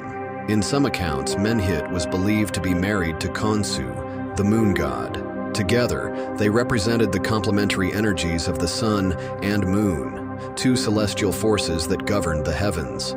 While Menhit embodied the sun's fiery strength and destruction, Khonsu represented the calm, guiding light of the moon. While Menhit fought chaos with her fiery nature, Khonsu provided a stabilizing, protective energy during the night. Menhit's identity often overlaps with that of Sekhmet, another lion-headed war goddess. Both are fierce protectors and embodiments of Ra's destructive power. However, they serve distinct roles in Egyptian mythology. Sekhmet is more closely associated with healing and plagues, balancing destruction with renewal. Menhit, on the other hand, is more singularly focused on warfare and defense. Pharaohs, especially those in Upper Egypt, would call upon her for protection and strength before they led their armies into battle. She was believed to lead the pharaoh's forces to victory, symbolizing the strength and ferocity needed to triumph in the harshest of conflicts. In times of war, Menhit was more than just a distant divine figure. She was a force to be reckoned with, revered and feared by those who sought to challenge Egypt's power. To the ancient Egyptians, the Nile was the very lifeblood of their civilization, and one god stood at the crossroads of creation and the river's sacred waters, Khnum, recognized by his ram's head crowned with curved horns that symbolize strength, vitality, and fertility. These attributes made him an emblem of life itself, as central to human existence as the Nile. Known as the divine potter, Khnum played a critical role in Egyptian mythology.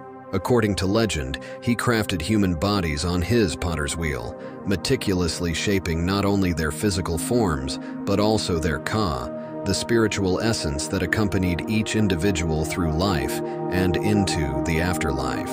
Khnum wasn't just a creator god. He was also believed to be the guardian of the Nile's source, the keeper of its life-giving waters. Each year, the river's inundation brought nutrient-rich silt to the farmlands, ensuring the prosperity of Egypt. This connection to the Nile made Khnum indispensable, not just spiritually, but also in the practical lives of the people. The ram's head, a symbol of Khnum, was more than just a nod to his association with fertility. Rams were revered animals in ancient Egypt, embodying power and virility. By adopting the ram's image, Khnum represented not only human creation, but also the Nile's regenerative and life-giving energy. According to myth, Khnum worked tirelessly at his potter's wheel, forming each individual with his hands. Using the rich, fertile clay of the Nile River, he created not only their bodies but also their ka, a spiritual double that was believed to accompany every person throughout life and into the afterlife. The ka was more than just a soul. It was a unique, divine blueprint representing a person's individuality and vitality. Khnum didn't just create physical life, he crafted the essence of who each person was, connecting them to the gods and the greater cosmos. In addition to ordinary people, Khnum also shaped the lives of Egypt's most exalted rulers. In royal birth myths, he is shown crafting the bodies of pharaohs on his potter's wheel, emphasizing their divine origin.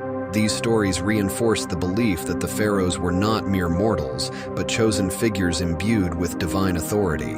As the guardian of the Nile source, Khnum ensured the river's annual inundation, which brought fertile silt to the farmlands. This inundation wasn't merely a natural event, it was a divine blessing, one that sustained Egypt's agriculture and civilization. To honor Khnum and secure his favor, Egyptians performed rituals and made offerings. Imagine a time before time itself, a world submerged in infinite waters of chaos. From these depths emerged Tatanen, a name that means the risen land or the emerging land. Tatanen symbolizes the earth's first breath, the fertile ground rising from the chaotic waters to bring forth life. In Egyptian mythology, Tatanen was no ordinary god. He represented the very foundation of the earth, the solid, stable land that gave life its beginning. His emergence from the watery abyss of Nun marked the first step toward creation, making him one of the most ancient and significant deities in Egyptian cosmology. Tatanen's roots trace back to the Old Kingdom, around 2686 to 2181 BCE. Although less prominent during this era, his presence in religious texts and temple inscriptions reveals his enduring importance to the Egyptians. Over time, his influence expanded, reaching new heights during the Middle and New Kingdoms.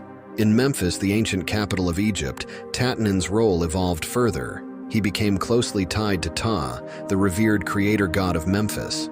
Together, they formed a powerful duality. Ptah as the divine craftsman who shaped the world, and Tatanan as the fertile ground upon which it was built. Tatanan was not only the physical land, but also its spiritual essence. He embodied the earth's stability and fertility, supporting life and creation. In this way, he bridged the natural and divine, a cornerstone of Egyptian religious thought. Gods weren't just worshipped for their powers, they were visualized with symbols that spoke volumes about their roles and significance. Tatanan, the god of the earth's emergence, is no exception. His iconography and symbolism reveal his profound connection to life, stability, and the cosmos.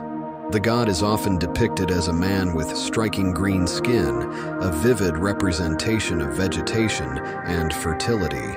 For the Egyptians, green was the color of life itself, the lush crops, the blooming flora, and the eternal cycle of renewal. By embodying this color, he was the earth vitality, its ability to sustain and regenerate. He played a pivotal cosmic role as a mediator between chaos and order. Ancient Egypt, a land of majestic monuments, grand temples, and deep spiritual beliefs. For thousands of years, the people of Egypt looked to the gods to guide and protect them, and among these gods, none were as powerful or as revered as Amun. Who was Amun? How did he rise from a local deity of Thebes to become one of the most significant gods in the entire Egyptian pantheon? To understand Amun's incredible journey, we must first look at his name. The word Amun means the hidden one, representing a deity that is both present and unseen, a mysterious force that operates behind the scenes of creation, life, and death. Amun wasn't always at the forefront of Egyptian worship. In fact, he began as a relatively minor god of Thebes, a city far less prominent than Memphis or Heliopolis during Egypt's early dynasties. But as Thebes grew in power, so did Amun's influence. Through a combination of political changes and divine favor, Amun became the chief god of the powerful Theban rulers. These kings attributed their victories and successes to Amun, and in return, they lavished his temples with wealth and prestige. Over time, Amun was no longer just the god of Thebes. He became the king of the gods. In the next chapters of this story, we'll explore Amun's rise to dominance, his deep ties to Egyptian politics, and how his worship influenced not only Egypt, but also its surrounding regions. To start with, Amun was a humble and largely overlooked deity, worshipped in the small city of Thebes.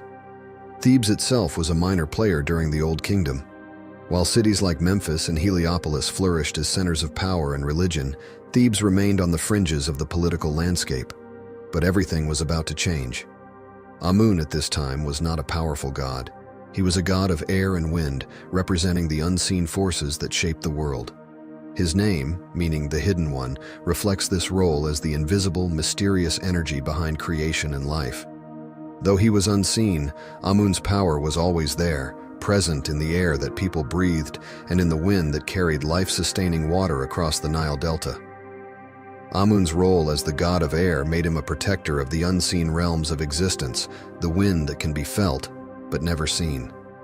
In Egyptian creation myths, Amun was linked to the act of creation itself. As the Hidden One, he played a key role in forming the universe, helping to shape the cosmos from the chaotic, watery abyss that existed before the world. According to one version of Egyptian mythology, Amun was part of the Ogdoad, a group of 8 primordial deities that existed before the dawn of time. These gods represented the chaotic forces from which the universe was born.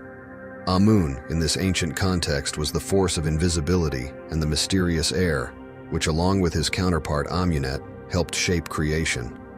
In the chaos before creation, these 8 gods personified elemental forces.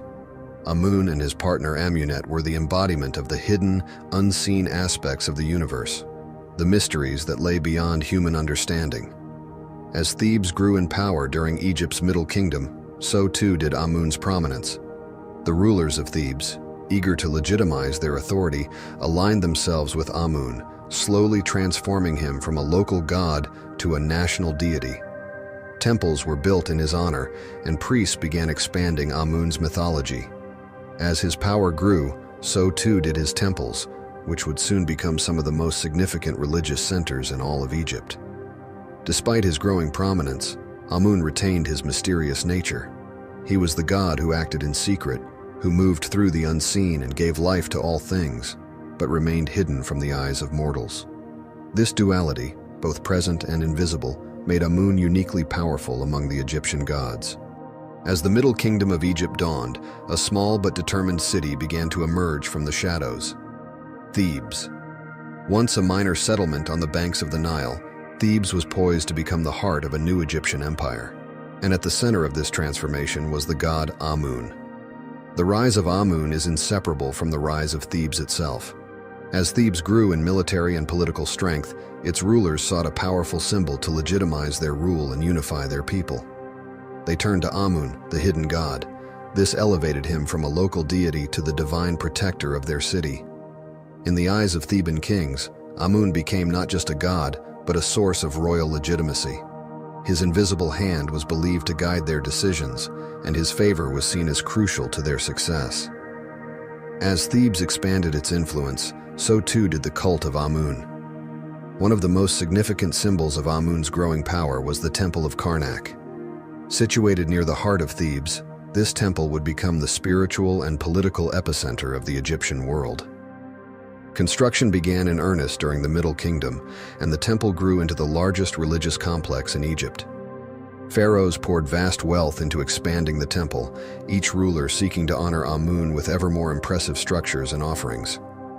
In return, they believed that Amun granted them divine favor, securing their reign and guiding them to victory in battle. As Amun's influence spread, he began to absorb the identities of other local gods. Two of the most important deities merged with Amun during this time were Montu, the war god of Thebes, and Min, the fertility god.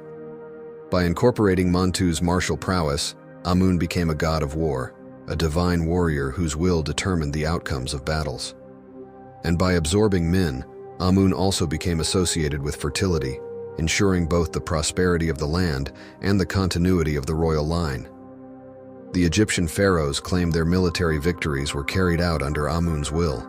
Before any major campaign, the pharaoh would seek the blessing of Amun, offering lavish tributes to ensure his favor. When victories were won, it was not just the skill of the soldiers or the strategy of the generals that was celebrated. It was Amun who had willed the victory. They were no longer just kings. They were the chosen ones of Amun, his living representatives on earth. And it was under this banner of divine legitimacy that Thebes began to expand its territory, eventually uniting all of Egypt under its rule. The once local god of air and wind was now worshipped across the entirety of Egypt, with temples in his honor springing up from the Nile Delta to Nubia. The growth of Amun's priesthood during this time was extraordinary. As Thebes grew richer and more powerful, the temples of Amun amassed great wealth. The priests, now influential advisors to the pharaohs, controlled vast estates and resources, making the Temple of Amun a political and economic powerhouse. Through war, fertility, and kingship, Amun had solidified his place as the supreme deity of Egypt. The once hidden god of Thebes now stood as the mightiest force in the Egyptian cosmos, guiding the fates of both rulers and commoners alike. Throughout Egypt's long history, two gods stood at the center of its divine order: Amun, the hidden force behind existence, and Ra, the sun god, whose daily journey across the sky symbolized life, death, and rebirth. But in time, by merging Amun with Ra, the Egyptians unified the visible and invisible aspects of the universe, creating a god of unparalleled cosmic significance. Amun-Ra became more than just a god of the air or the sun. He was now the supreme ruler of both the physical and spiritual worlds. He was the hidden force behind creation and the visible power that gave life to all through the light of the sun. Amun-Ra's influence stretched across the heavens and the earth. His power was considered limitless, and he was worshipped as the divine king who reigned over the universe. In this new form, Amun-Ra became Egypt's supreme deity, embodying both the majesty of kingship and the eternal cycle of life, death, and rebirth. It had practical significance in the lives of the Egyptian people. Amun-Ra's worship became central to Egyptian religious life, and grand festivals were held in his honor, including the Opet Festival. The Opet Festival, one of the most important annual events in ancient Egypt, celebrated the renewal of the king's divine power and his connection to Amun-Ra. During the festival, statues of Amun-Ra, his consort Mut, and their son Khonsu were paraded from the Karnak Temple to the Luxor Temple. This journey symbolized the god's blessing on the pharaoh and his continued rule over the land. It was a time of unity and renewal. As Amun-Ra blessed the king, so too did he bless the people, ensuring the prosperity of the land and the success of Egypt in war and peace. Through his merger with Ra, Amun's role expanded far beyond that of a local deity. Now, as Amun-Ra, he was worshipped throughout the entire Egyptian empire. His temples grew more opulent, his priests more powerful, and his festivals more grand. Pharaohs proudly proclaimed their divine right to rule through Amun-Ra, and even military victories were attributed to his will. In the coming years, Egypt would face internal upheaval that threatened even the most powerful of gods. A new pharaoh, Akhenaten, would attempt to upend the entire religious system, rejecting Amun-Ra in favor of a single god, Aten. Ancient Egypt, a land of great mysteries and profound spirituality, a civilization that flourished for over 3 millennia, leaving behind a legacy that continues to captivate the world today.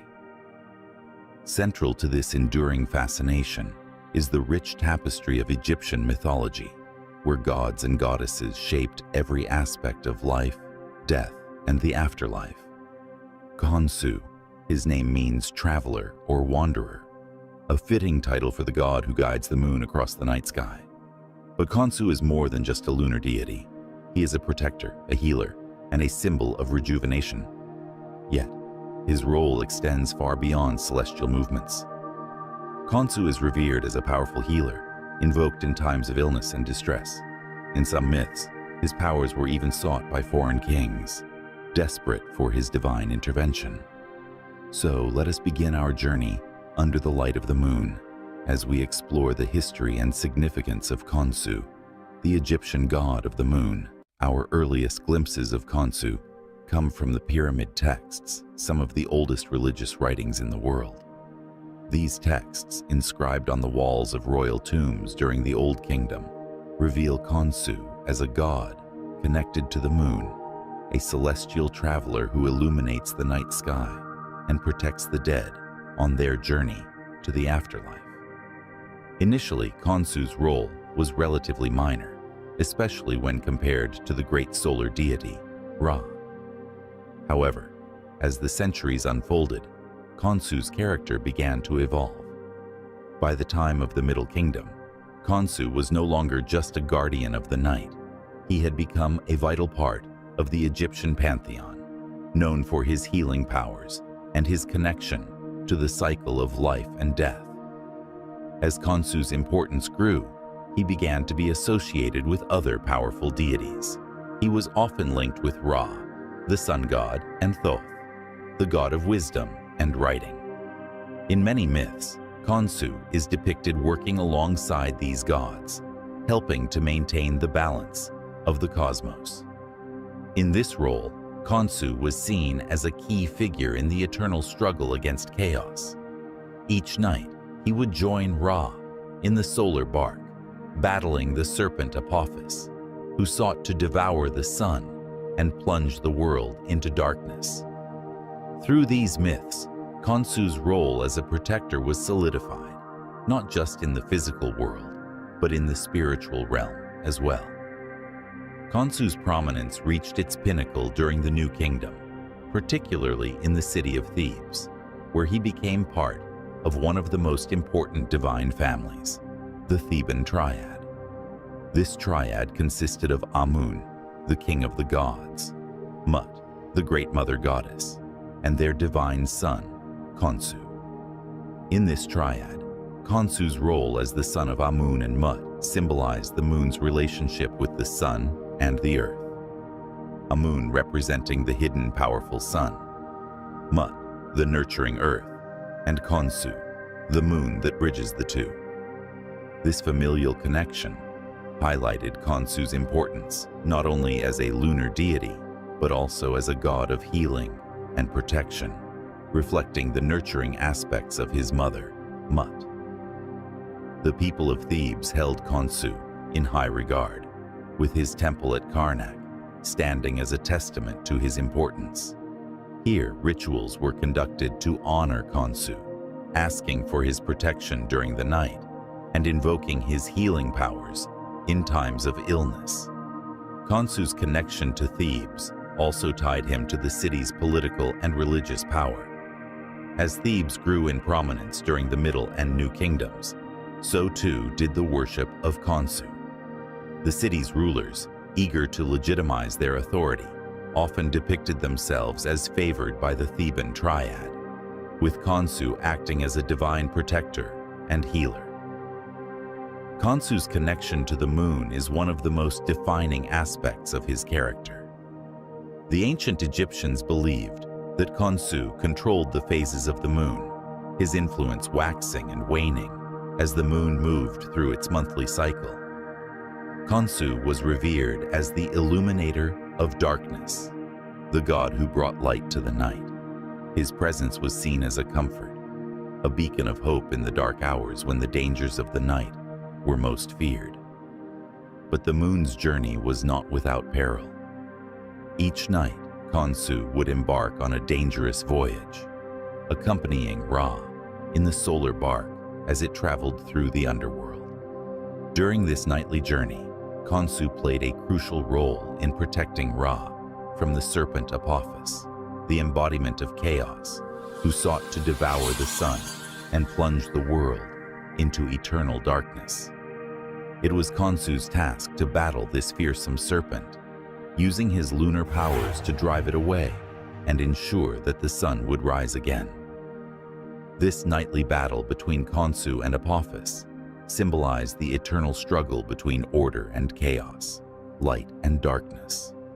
Through these myths, the ancient Egyptians understood the vital role that Khonsu played in the preservation of life and the stability of the universe.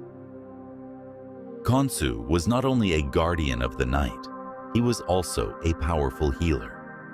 His reputation as a divine physician spread far beyond the borders of Egypt, with stories of his healing powers becoming legendary. One of the most famous stories of Khonsu's healing powers comes from the land of Nubia, where a foreign king, stricken with illness, desperately sought Khonsu's aid. In this tale, Khonsu was invoked to travel to Nubia and heal the ailing monarch, demonstrating his far-reaching influence and the faith that people placed in his powers. In this myth, Khonsu's journey to Nubia was not just a demonstration of his healing abilities, but also a testament to his role as a benevolent deity who could cross borders to bring relief to those in need. His association with healing was so strong that he was often invoked alongside Thoth, the god of wisdom and medicine, in medical practices and rituals. Perhaps the most well-known tale of Khonsu's healing powers is found on the Bentresh stela, where the god is called upon to heal a foreign princess suffering from a mysterious illness. According to the stela, Khonsu's statue was brought to the foreign land, and through his divine presence, the princess was cured, further solidifying his reputation as a powerful healer. He was not just a god of the moon, but a divine protector who could bring health and wellness to those who sought his help, no matter where they were. In a time when the night was filled with unseen dangers, from wild animals to evil spirits, Khonsu was invoked as a guardian who could guide and protect those who journeyed under the cover of darkness. Tales of Khonsu's protective powers were widespread. It was believed that he could shield travelers from harm, warding off evil spirits that roamed the night. His presence was a source of comfort for those who ventured into the unknown, knowing that the moon god watched over them. Khonsu was seen as a guardian of the vulnerable, a deity who ensured that the night, despite its dangers, could be safely navigated. His protective powers were also called upon in the home, where amulets and prayers, invoking Khonsu, were used to protect against evil forces during the night. Khonsu the child, often depicted as a young boy with a sidelock of youth. This representation emphasizes his role as a youthful, vibrant deity, full of potential and closely associated with the renewal of life. It also underscores his place within the Theban triad. Another intriguing title is Khonsu, the provider, which reflects his role in ensuring the fertility of the land and the well-being of the people. As the moon god, Khonsu was believed to have control over the cycles of nature, including the tides and the growth of crops, making him a crucial figure in the agricultural society of ancient Egypt. Khonsu's influence extended beyond religious rituals. He also played a critical role in ancient Egyptian timekeeping. The lunar calendar was essential for determining the timing of festivals, agricultural activities, and even the months themselves. The phases of the moon, under Khonsu's watchful eye, guided the Egyptians in their daily lives, helping them align their activities with the natural world. But perhaps one of the most mysterious aspects of Khonsu's worship is the rituals associated with lunar eclipses. To the ancient Egyptians, a lunar eclipse was a time of danger, when Khonsu's light was temporarily obscured by the forces of chaos. Special rituals were conducted to protect the moon god and ensure his safe return to the night sky. These rituals, shrouded in secrecy, hint at the deep reverence and fear that lunar phenomena inspired in ancient Egyptian society.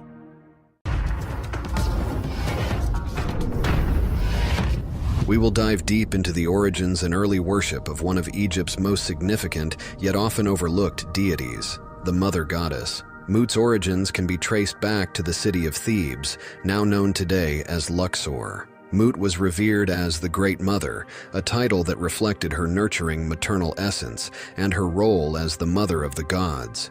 The name in Egyptian simply translates to mother, emphasizing her role as a maternal figure, not only to the gods but to the entire cosmos.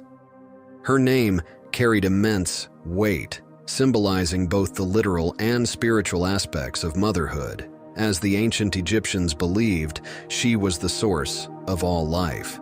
Despite her later prominence, Mut's early origins remain somewhat mysterious. She likely began as a local deity in Thebes, but by the Middle and New Kingdom periods, her influence grew exponentially, alongside the rise of Amun, who became the most powerful god in Egypt. As Amun's stature increased, so too did Mut's, cementing her place as the queen of the gods. Interestingly, it was the rise of Thebes as a political and religious center that helped her ascend from a regional deity to a central figure in the Egyptian pantheon. As Thebes flourished, so too did the worship of the Theban triad. The relationship between Mut, Amun, and Khonsu wasn't just familial, it was symbolic of cosmic order. Together, they represented a balance of power. Amun, the unseen force of creation, Khonsu, the celestial regulator, and Mut, the nurturing mother who kept it all in harmony. One of Mut's most important religious centers was the Karnak temple complex, where she had a grand precinct dedicated entirely to her. This temple, located just south of Amun's larger temple, was a testament to her growing importance. The connection between these temples symbolized the deep bond between Mut and Amun. At Karnak, the temple was home to numerous statues and representations of the goddess, often showing her with the double crown of Upper and Lower Egypt. This imagery reinforced her position as a mother not only to the gods, but to the pharaohs and people of Egypt. She was both nurturing and powerful, embodying the stability and prosperity of the land itself. Mut was deeply connected to the sky and water, two powerful symbols of life and creation in Egyptian mythology. The sky represented her divine presence, watching over the world, while water symbolized fertility and the flow of life. Just as the Nile was the lifeblood of Egypt, Mut was the lifeblood of the cosmos. Her nurturing presence was often invoked during times of need, whether for the fertility of the land or for protection in war. Ancient Egyptians believed that by calling on Mut, they were seeking the help of a protective mother who would safeguard them in the same way she cared for the gods. Like the waters of the Nile, which gave life to Egypt, Mut symbolized the primal forces of creation. As the goddess of both fertility and the heavens, she ensured that the cycle of life continued. Her influence could be seen in the growth of crops, the flooding of the Nile, and the prosperity of the people. As her influence expanded, Mut became a central figure in the religious life of ancient Egypt. Offerings were made to her in her temples, and she was invoked in prayers and rituals seeking fertility, health, and divine protection.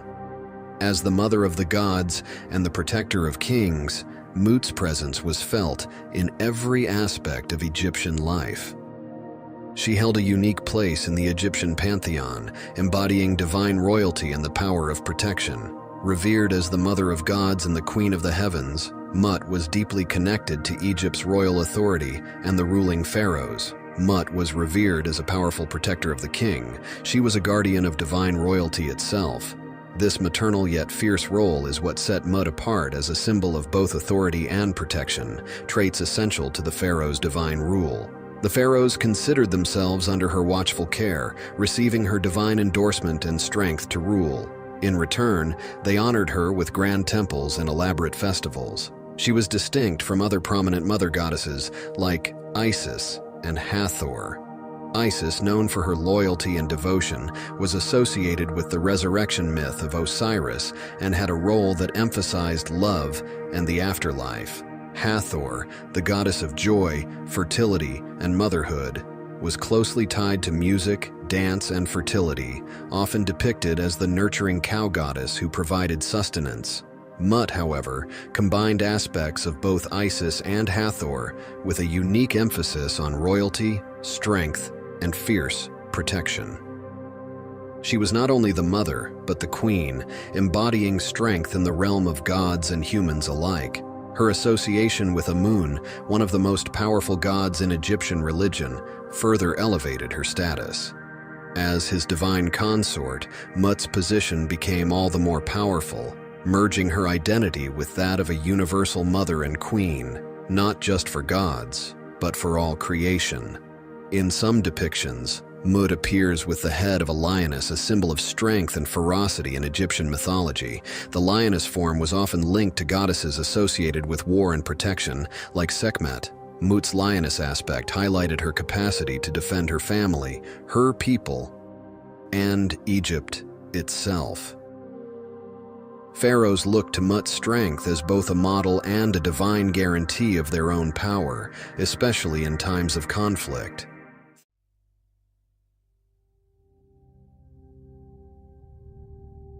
In the beginning, according to ancient Egyptian mythology, there was only the primordial waters of Nun, a vast and infinite sea of chaos.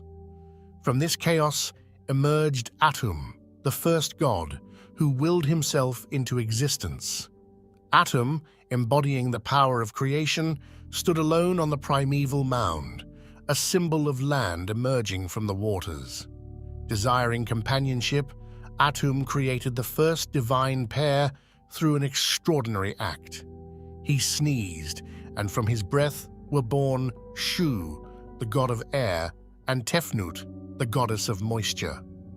This act of creation signifies the breath of life and the essential elements of air and moisture necessary for all forms of existence. Shu and Tefnut were not just siblings, but twin flames, embodying complementary forces. As the god of air, Shu represented the breath of life, the essence that animates and sustains living beings. Tefnut, as the goddess of moisture, represented the nourishing dew and rain, that allowed life to flourish. Their union was the first step towards creating order from chaos, a theme central to Egyptian cosmology.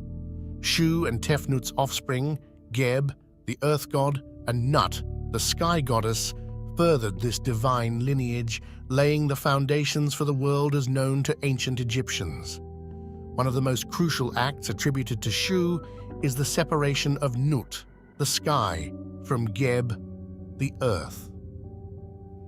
In the beginning, Nut and Geb were locked in a tight embrace, preventing the creation of life. Atum commanded Shu to intervene and create space between them.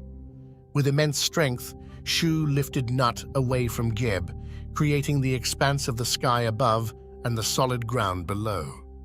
This act was not merely a physical separation, but a profound cosmological event that established the structure of the universe.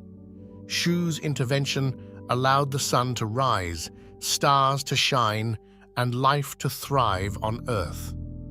By holding the sky in place, Shu ensured the balance of Ma'at, the principle of cosmic order and harmony. This balance was crucial for the survival of both the gods and humanity, preventing the chaos of Nun from reclaiming the world. Shu's role as a stabilizing force made him indispensable in maintaining the order of the cosmos. Through this act, Shu became a symbol of stability and protection, embodying the life-giving breath of the wind and the clarity of light. His presence was invoked in rituals and prayers, ensuring that the delicate balance of nature was upheld and that chaos was kept at bay. One of the most recognizable symbols of Shu is the ostrich feather he wears on his head. This feather is not merely decorative, it is a profound symbol representing air and light, the very elements Shu governs. The ostrich feather is light and delicate, qualities that perfectly embody Shu's domain over air. In Egyptian culture, feathers were often associated with Ma'at. Shu's feather signifies his role in maintaining this principle by creating and sustaining the space necessary for life and order. Another significant symbol associated with Shu is the Ankh, a hieroglyph that represents life. By holding the Ankh, Shu is depicted as a giver and sustainer of life, underscoring his essential role in breathing life into the world and maintaining the balance of the cosmos. The ostrich feather and the Ankh together encapsulate Shu's essence as a deity of air and light. They reflect his power to infuse the world with the breath of life and his duty to uphold the divine order. He is intrinsically linked to the elements of air, light, wind, and dry air.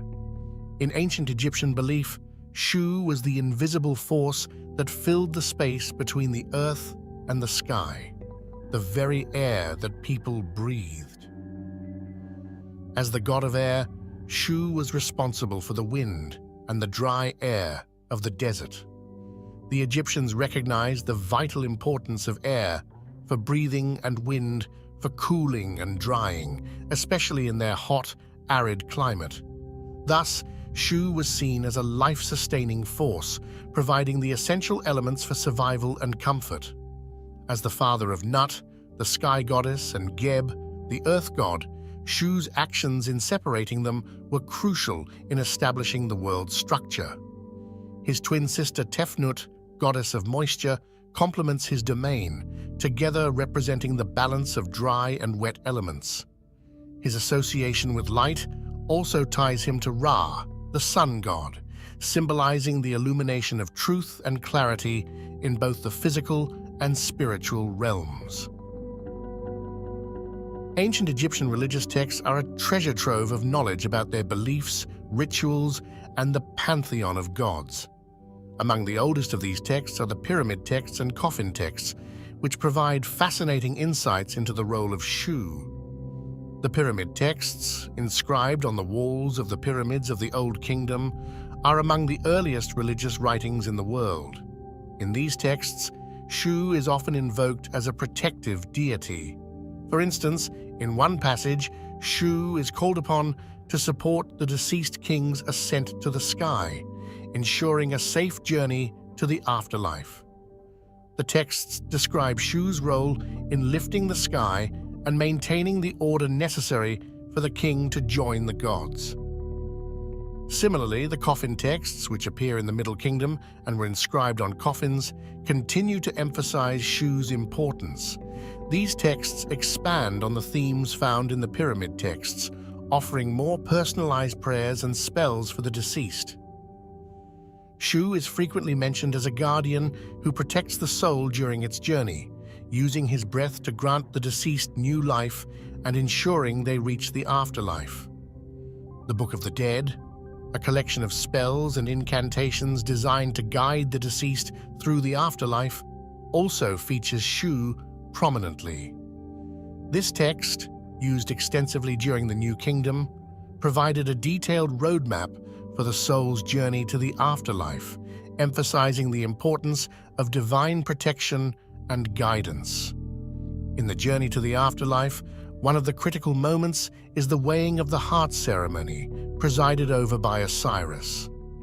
While Shu is not directly involved in this scene, his role in maintaining the cosmic order is crucial. By supporting the sky and ensuring the balance of Ma'at, Shu creates the conditions necessary for the judgment to be fair and just.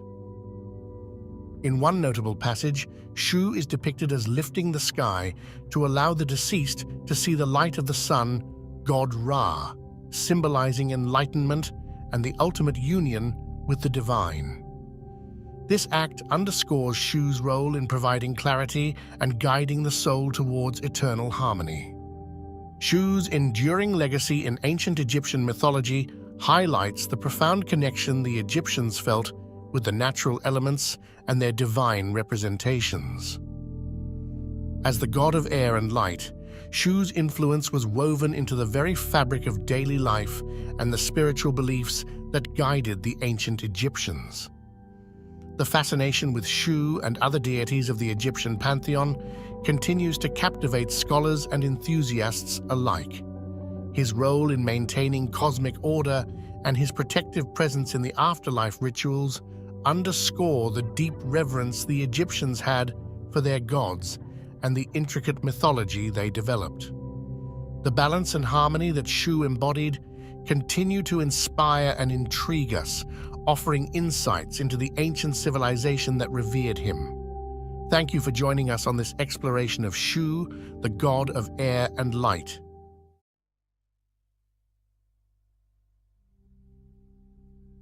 As we immerse ourselves in the rich tapestry of ancient Egypt, Thoth emerges as a luminary figure, a god whose influence spans the realms of wisdom, magic, and cosmic balance. Known by many names, Thoth the Scribe, Thoth the Ibis, or even Thoth the Messenger, this deity played an integral role in the celestial drama of Egyptian mythology. Picture this: Thoth, the one who held the quill that chronicled the very essence of existence, the architect of cosmic order, and the guide of souls through the afterlife. But our journey today is not just a stroll through ancient texts and hieroglyphs, it's a captivating exploration into the heart of the divine mysteries Thoth guards. In the grand tapestry of Egyptian cosmogony, Thoth emerges as a celestial architect, a divine force woven into the very fabric of creation. The creation myth surrounding Thoth is a captivating narrative, where he takes his place among the primordial deities, shaping the cosmos with wisdom and magic. But Thoth's story doesn't begin and end with creation. It's intricately tied to the Ogdoad, the ensemble of 8 primordial deities. Each member of this cosmic symphony played a unique role, and Thoth, with his unparalleled intellect, brought a harmonious balance to the cosmic dance. As we gaze upon the ancient Egyptian art and hieroglyphs, we witness Thoth's visage etched in the annals of time. The scribe, the ibis-headed deity, and the master of the written word. These depictions reveal not just a god, but a symbol of wisdom and knowledge, revered across the ages. The evolution of Thoth's image is a captivating journey through the dynasties of ancient Egypt. From the Old Kingdom to the New Kingdom, Thoth's influence adapted, his role shifting, yet the essence of wisdom and magic remained an indelible mark on the culture and spirituality of the Egyptians. Thoth, often hailed as the god of wisdom, writing, and magic, embodies the very essence of intellectual prowess and mystic arts. As we delve into his diverse portfolio, we discover how he becomes not just a deity, but a beacon of enlightenment for the ancient Egyptians. But what sets Thoth apart is his role as the scribe of the gods. Picture this: a celestial figure meticulously recording the deeds of gods and mortals alike. Thoth, with his ibis-headed visage, becomes the keeper of cosmic archives, bridging the mortal and divine realms with his sacred quill.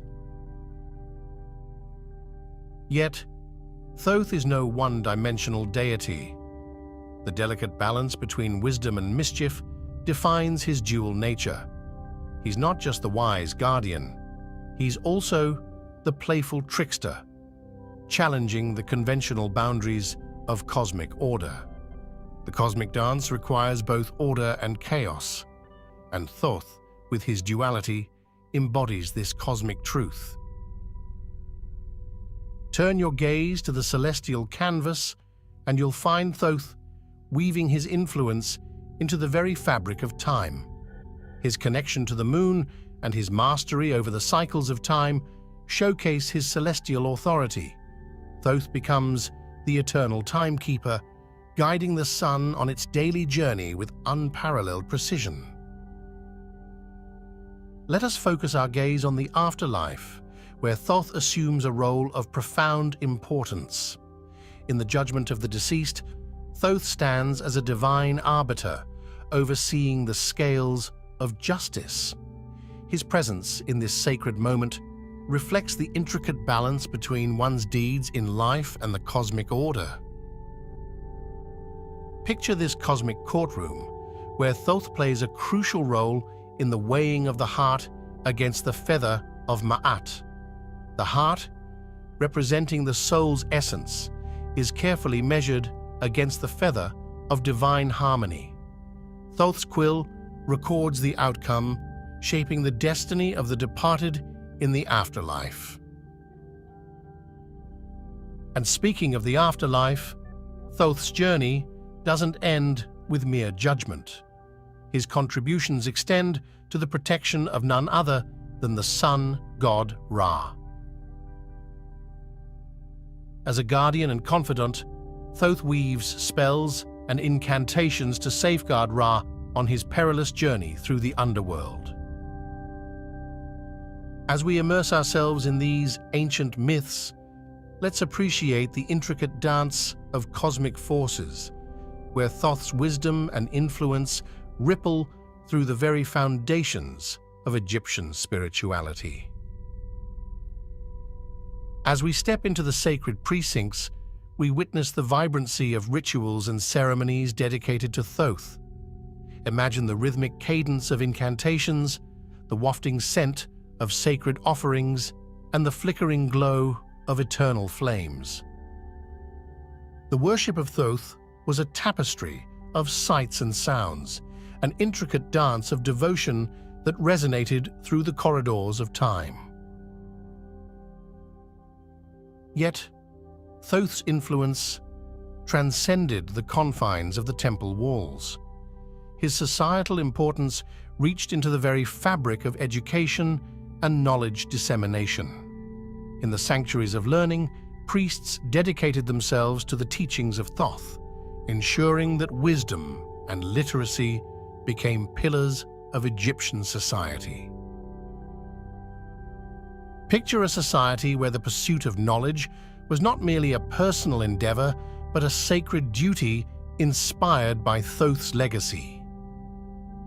From the sacred scrolls to the hallowed halls of wisdom, Thoth's influence permeated the written word, shaping the very foundations of ancient Egyptian literature and philosophy.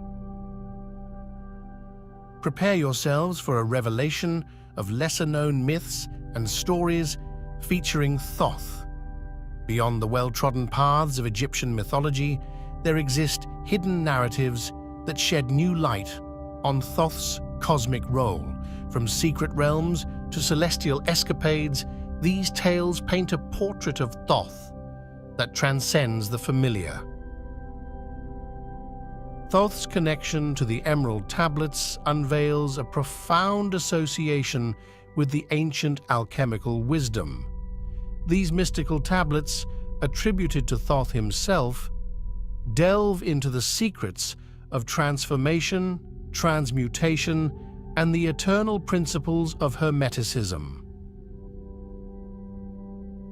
As we venture further, it becomes clear that Thoth's influence extends far beyond the banks of the Nile.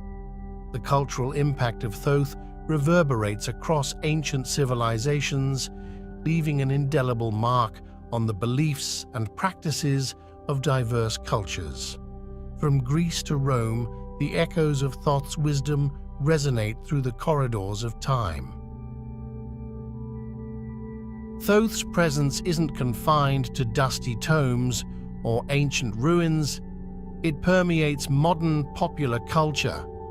Explore with me as we uncover how Thoth, the ancient deity of wisdom, has found a place in literature, art, and even contemporary spirituality.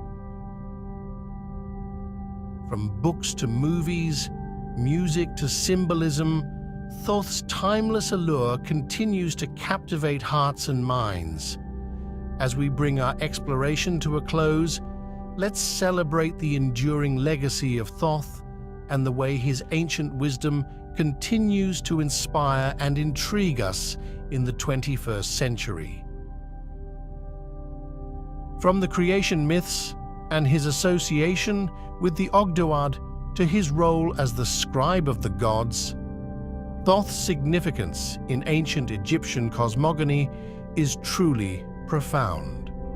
The delicate balance between wisdom and mischief, his connection to the moon, and the timeless symbolism associated with him reflect the multifaceted nature of this divine figure.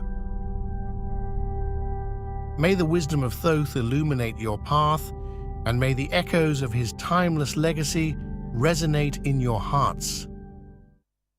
In the pantheon of ancient Egyptian gods, one figure emerges as a symbol of chaos, a force that tested the very foundations of cosmic order. This deity, Apep, cast its shadow across the beliefs and rituals of the ancient Egyptians, leaving behind a legacy that echoes through the sands of time.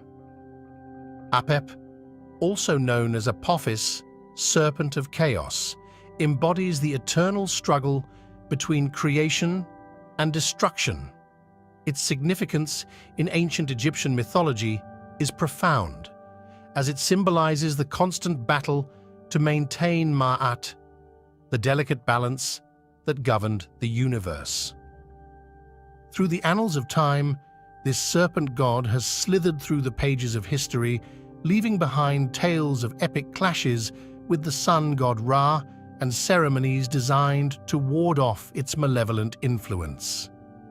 In the realm of the ancient Egyptians, the belief system was not merely a collection of myths, but a guiding force that shaped their daily lives, rituals, and societal structures. At its core was a pantheon of gods, each playing a unique role in maintaining cosmic order, or Ma'at. Central to this divine cast was Apep, a serpent deity, whose presence was synonymous with chaos and destruction. Apep's role in the pantheon was distinct, challenging the very foundations of Ma'at and testing the resilience of order in the Egyptian cosmos. Imagine the pantheon as a delicate balance. On one side, gods associated with order, stability, and creation. On the other, Apep, a disruptive force that sought to unravel this harmony. Gods like Ra, Osiris, and Mayat personified cosmic order, working tirelessly to keep chaos at bay. Ra, the powerful sun god, symbolized light and life, providing a stark contrast to Apep's shroud of darkness. Osiris, the god of the afterlife, represented the cyclical nature of existence, while Mayat embodied the very balance that Apep sought to disrupt. Apep, also known as Apophis, is more than just a name. It is a thread woven into the fabric of ancient Egyptian mythology. Let us dive into the origins of this intriguing deity, exploring the alternative names that have echoed through the corridors of time. A serpent winding its way through the cosmic tapestry, disrupting the delicate balance upheld by gods like Ra, Osiris, and Ma'at. Apep's symbolism lies in its serpentine form, representing the chaotic forces that challenged the eternal dance of order and disorder. Let's turn our gaze to the epic battles between Apep and the sun god Ra, a clash of cosmic titans that unfolded daily in the realms of Egyptian mythology. These mythical confrontations weren't just tales of deities, they symbolized the eternal struggle between light and darkness, good and evil. Ra, the radiant sun god, embarked on a perilous journey through the underworld each night, facing the relentless onslaught of Apep, the serpent of chaos.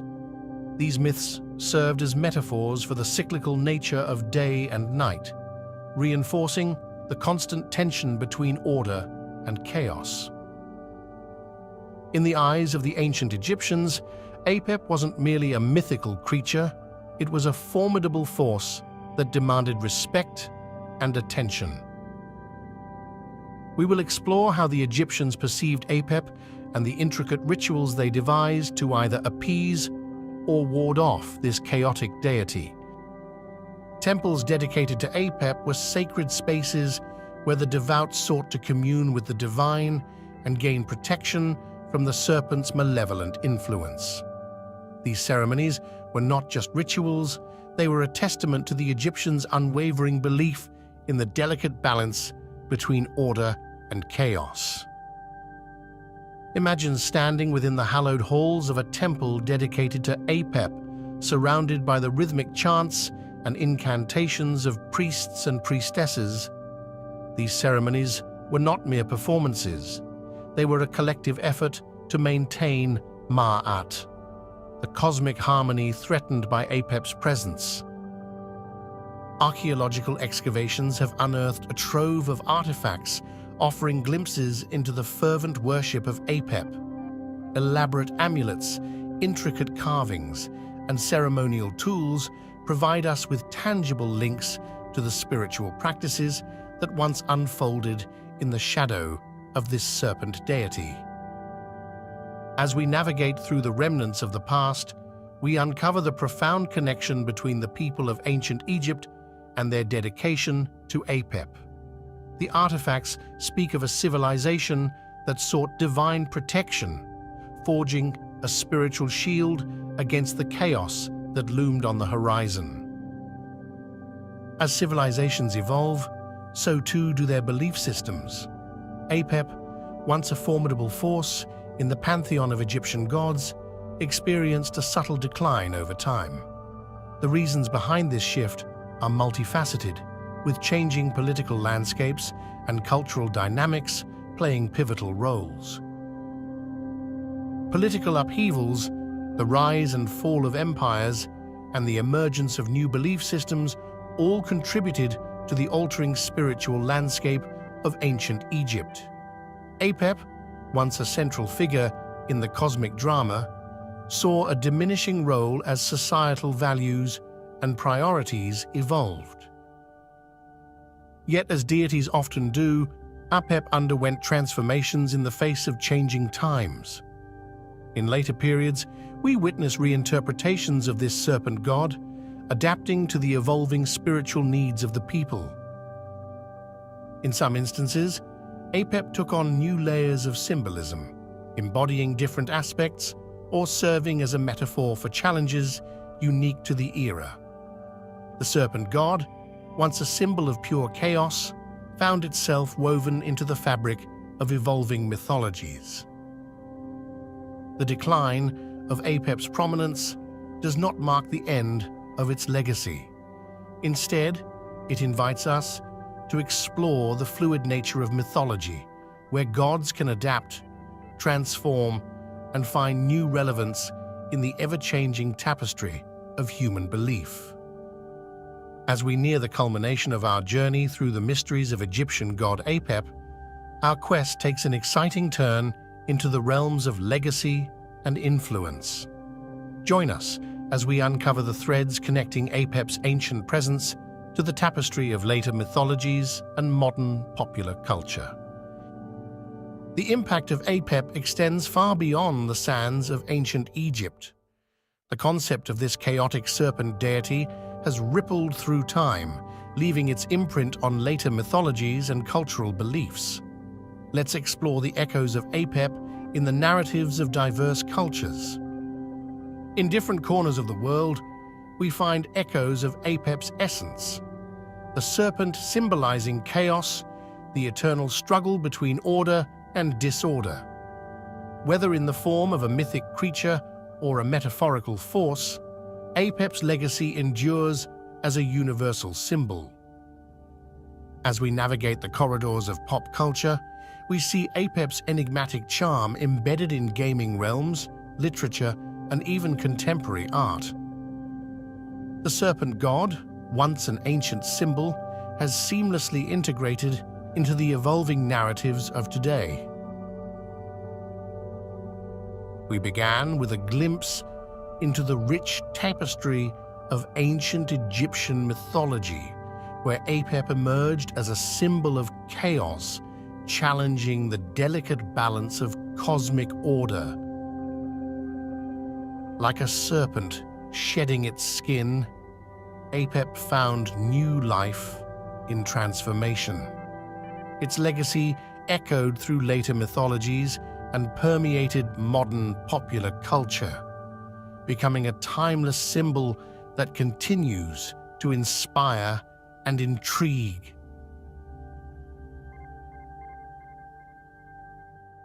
In the land of ancient Egypt, mythology wasn't just stories, but a sacred tapestry woven into the very fabric of society. At the heart of this mystical realm, we find goddess Nut. Nut, the goddess of the sky, is one of the most revered figures in Egyptian cosmology. Her name itself, Nut or Nui, signifies the vast expanse of the heavens. Her importance in ancient Egyptian culture cannot be overstated. She was the very embodiment of the cosmos, the overarching sky under which all life existed. Depicted as a woman whose body arches over the earth, Nut is often portrayed adorned with stars, symbolizing her connection to the celestial realm. Nut's significance goes beyond mere representation. She played a crucial role in Egyptian cosmology, where she was believed to swallow the sun each evening and give birth to it anew each morning. This cyclical journey of the sun symbolized the eternal cycle of life, death, and rebirth, a concept deeply ingrained in Egyptian religious beliefs. As we embark on our exploration of Nut's mythology, we'll uncover the layers of symbolism and meaning behind her divine presence, shedding light on the mysteries of ancient Egypt. Let us unravel the captivating world of Goddess Nut. To understand the origins of Goddess Nut, we must journey back to the dawn of Egyptian civilization, where mythology intertwined with the very essence of existence. In the beginning, there was only chaos, a swirling abyss from which all life emerged. From this primordial chaos arose the gods and goddesses, including the illustrious Nut. Nut, whose name means sky or heaven, emerged as one of the most prominent figures in Egyptian cosmology. She was born from the union of Shu, the god of air, and Tefnut, the goddess of moisture. As the daughter of Shu and Tefnut, Nut occupied a central place within the Egyptian pantheon. She was revered as the mother of many deities, including Osiris, Isis, Seth, and Nephthys. Nut's significance extended far beyond her familial ties. She was the personification of the sky itself, her body arching over the earth, her star-studded form symbolizing the infinite expanse of the heavens. As the goddess of the sky, Nut was intimately connected to the cycles of nature and the cosmic order. She was believed to swallow the sun each evening, guiding it through the underworld before giving birth to it anew each morning. This daily journey of the sun mirrored the eternal cycle of life, death, and rebirth, with Nut serving as the guardian of this celestial passage. Throughout ancient Egypt, temples were erected in honor of Nut, where priests and priestesses performed rituals to honor her divine presence and ensure cosmic harmony. The mythology surrounding Goddess Nut is rich with tales that offer profound insights into the beliefs and values of ancient Egypt. One of the most enduring myths involving Nut revolves around her separation from Geb, the earth god. According to legend, Nut and Geb were once inseparable, locked in a passionate embrace for eternity. But their union posed a dilemma for the other gods, who feared that their eternal embrace would prevent the natural order of the world. To resolve this, the god Thoth intervened, creating 5 additional days in the year. With these additional days, Nut was able to arch her body over the earth, creating the sky above and allowing the cycles of nature to continue unabated. Thus, Nut and Geb were forever separated, yet eternally connected. The symbolism behind this myth is profound. Nut's separation from Geb represents the division between the heavens and the earth, the tangible and the celestial. It reflects the delicate balance of opposing forces in the natural world. Nut's role extends beyond the cosmic realm. She is also revered as a protective deity, watching over the souls of the deceased as they journey through the afterlife. In Egyptian belief, Nut was believed to swallow the sun each evening, guiding it through the perilous underworld before giving birth to it anew each morning. This cycle of death and rebirth mirrored the journey of the soul through the afterlife. Priests and priestesses invoked Nut's name in funeral rituals, seeking her protection and guidance for the deceased as they navigated the treacherous waters of the underworld. Throughout the annals of Egyptian art, the goddess Nut has been immortalized in a myriad of captivating depictions. In ancient Egyptian hieroglyphs and reliefs, Nut is often portrayed as a woman with her elongated body arched across the sky, her limbs adorned with stars and celestial motifs. This iconic imagery of Nut's arched form symbolizes her role as the overarching sky, embracing the earth and all of creation within her celestial embrace. The stars that adorn Nut's body are not merely decorative, but hold profound significance. They represent the souls of the departed, guided by Nut through the perilous journey of the afterlife. As Egyptian civilization flourished and evolved over millennia, so too did the representations of Nut. In different regions of Egypt, artists depicted Nut in unique styles, adapting her imagery to suit local beliefs and customs.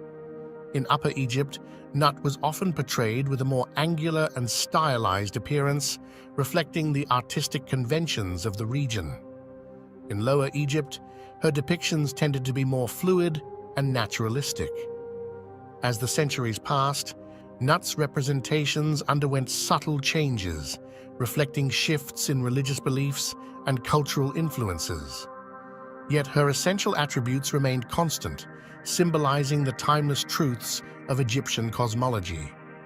From the earliest hieroglyphs to the grand temple reliefs, Nut's image served as a visual reminder of the interconnectedness of the heavens and the earth, inspiring awe and reverence in all who beheld her. In the heart of ancient Egypt, temples dedicated to the goddess Nut stood as sacred sanctuaries, where devotees gathered to honor her divine presence and seek her blessings.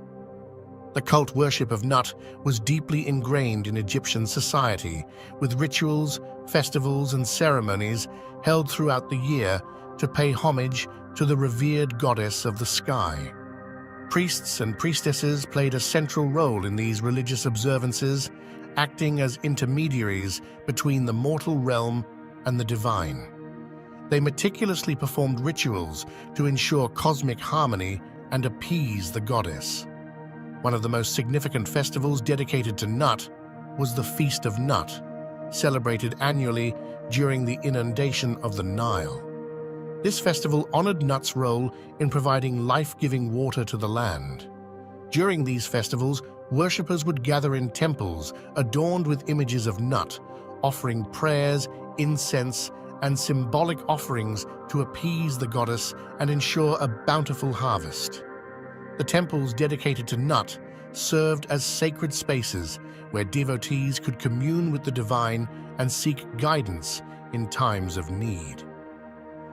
These magnificent structures were adorned with intricate carvings and paintings depicting the goddess in all her splendor.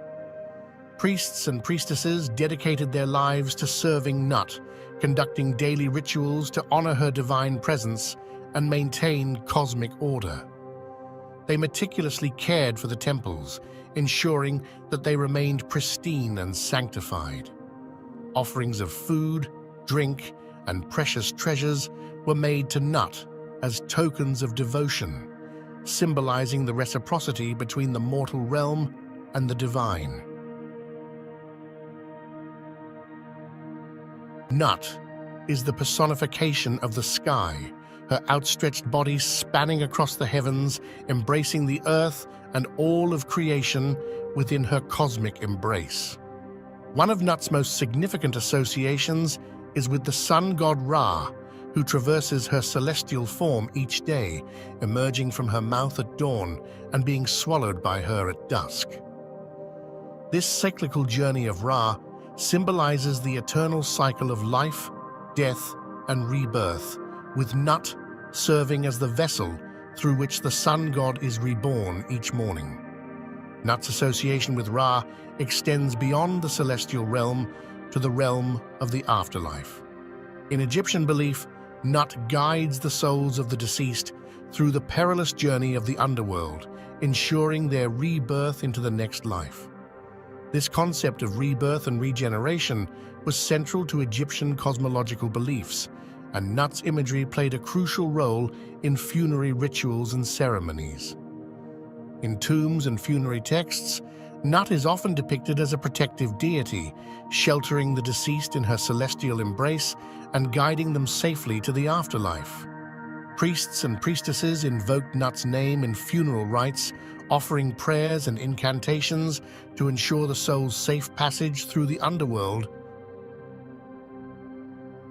We hope that this journey has sparked a newfound curiosity and appreciation for Egyptian mythology, a rich tapestry woven with stories of gods and goddesses, and a profound understanding of the cosmos. Our exploration doesn't end here. We invite you to continue your journey into the depths of Egyptian mythology, uncovering the hidden truths and ancient wisdom that still resonate with us today.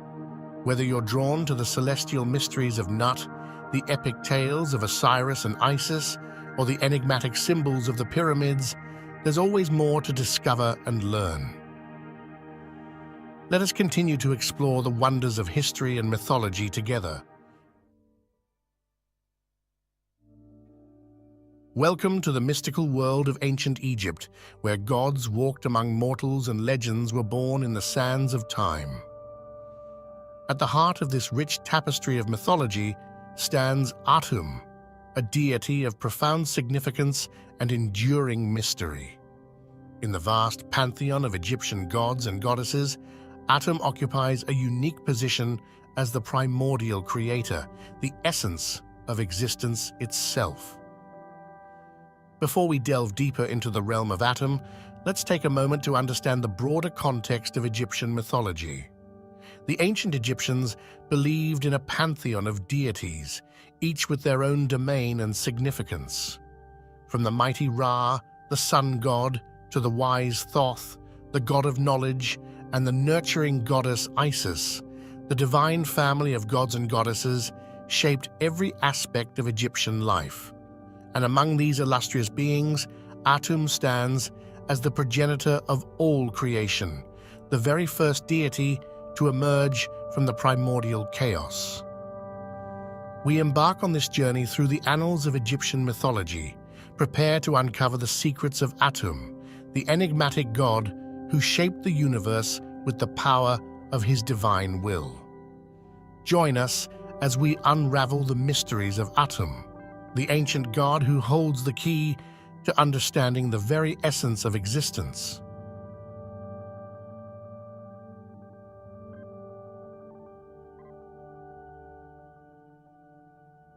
In the beginning, there was only the vast expanse of the primordial waters of Nun, the very essence of chaos and potentiality. From this boundless sea of creation emerged Atum, the god of beginnings and the ultimate creator deity of ancient Egypt. Atum is unique among the Egyptian gods, for he is not born of another deity, nor does he arise from any external force. Instead, Atum is self-created, the embodiment of the creative force inherent within the universe itself. Throughout Egyptian mythology, Atum is often depicted as a god with dual aspects, representing the duality of creation and destruction, life and death.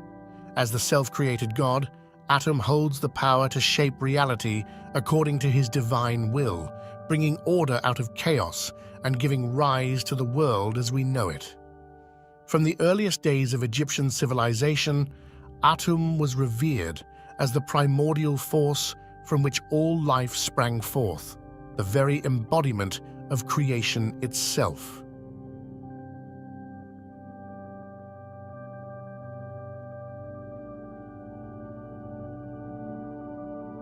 Atum, the enigmatic creator deity of ancient Egypt, is surrounded by a rich tapestry of symbols and epithets that reveal the depths of his divine nature. Chief among these symbols is the Ankh, the ancient Egyptian hieroglyph representing life and immortality. Atum, as the creator of all life, holds the power to grant eternal existence to those who worship him. The sun disk, or Aten, is another emblem closely associated with Atum, symbolizing his role as a solar deity and the source of all light and warmth in the world. The scepter, or was, is a symbol of authority and divine power, often wielded by Atum as a sign of his dominion over the universe and its inhabitants. In addition to these symbols, Atum is also known by a variety of epithets that speak to his multifaceted nature. Titles such as the Complete One and Lord of the Two Lands underscore his status as the ultimate source of all existence and the ruler of both Upper and Lower Egypt. Perhaps most significant of all is Atum's association with the sun, the celestial body that illuminates the world and sustains all life upon it. As the sun rises and sets each day, so too does Atum symbolize the eternal cycle of creation and renewal, guiding humanity on its journey through the endless expanse of time.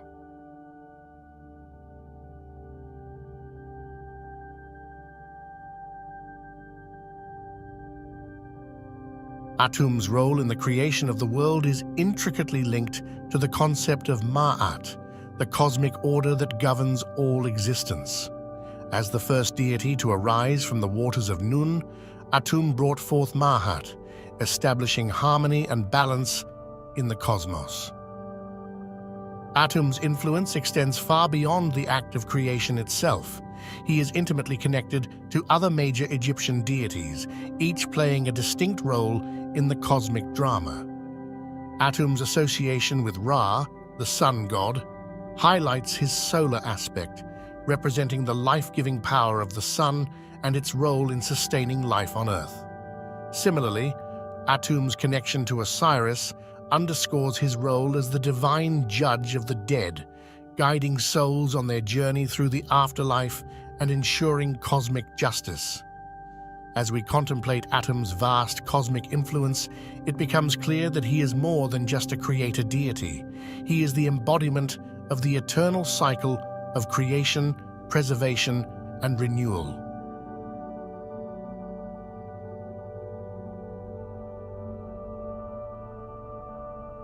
Throughout the annals of ancient Egyptian history, Atum has been immortalized in art and architecture, his divine presence woven into the very fabric of society. From the soaring temples of Karnak to the hidden chambers of the Valley of the Kings, Atum's likeness can be found gracing the walls and ceilings of sacred spaces dedicated to the worship of the gods. Atum's imagery serves as a visual representation of the Egyptian creation myth, symbolizing the act of creation and the emergence of life from the primordial chaos.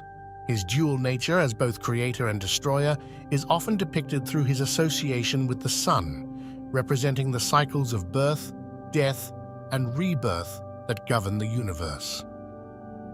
As Egyptian society evolved over the centuries, so too did the portrayal of Atum in art and architecture.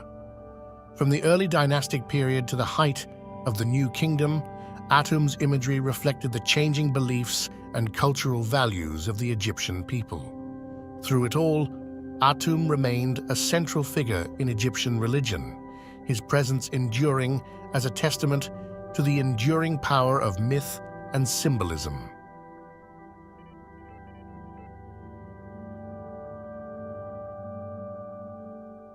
In the heart of ancient Egypt, the cult of Atum flourished, drawing devotees from far and wide to worship at his sacred temples and partake in rituals that honored the divine creator. The worship of Atum was a central aspect of Egyptian religious life, with temples dedicated to his veneration found throughout the land. These temples served as focal points for religious ceremonies and rituals conducted by priests trained in the ancient rites of the gods. At the heart of temple rituals dedicated to Atum were offerings made to the deity as symbols of devotion and gratitude. Food, drink, and precious goods were presented to Atum as tokens of reverence, believed to ensure his favor and blessings upon the worshippers. Atum's importance extended beyond the confines of the temple walls. He was also intimately connected to funerary rites and beliefs about the afterlife. In Egyptian mythology, Atum played a crucial role in the journey of the soul after death, guiding the deceased through the perilous realm of the underworld to reach the eternal paradise of the Field of Reeds.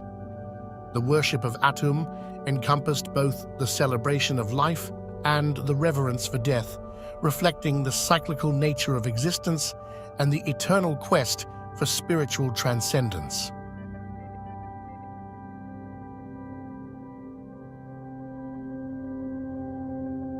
The legacy of Atum endures, a timeless beacon of divine wisdom and cosmic power. Throughout millennia of Egyptian history, Atum has remained a central figure in the pantheon of gods, revered as the ultimate creator and sustainer of life. Atum's influence extends far beyond the borders of ancient Egypt. His teachings and symbolism have left a mark on later religious and philosophical traditions around the world. In Greco-Roman times, Atum was equated with the god Hermes Trismegistus, a figure revered for his wisdom and knowledge of the mystical arts. Even in modern times, Atum's symbolism continues to resonate. From his role as a symbol of creation and renewal to his embodiment of cosmic order and balance, Atum remains a source of inspiration and contemplation for those who seek to understand the mysteries of existence.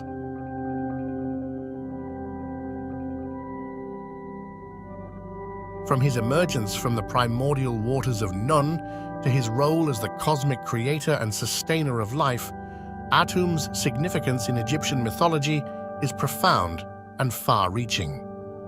We have delved into the rich tapestry of Atum's mythology, exploring his role in Egyptian cosmology, his symbolism in art and architecture, and his enduring legacy in religious and philosophical traditions.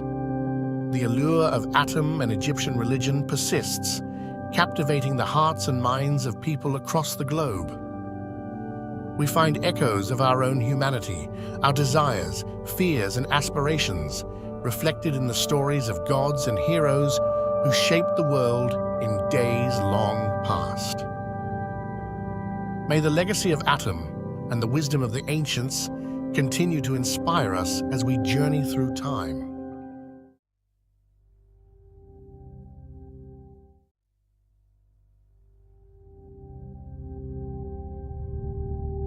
Welcome to the cradle of civilization, where the sands of time whisper tales of gods and goddesses.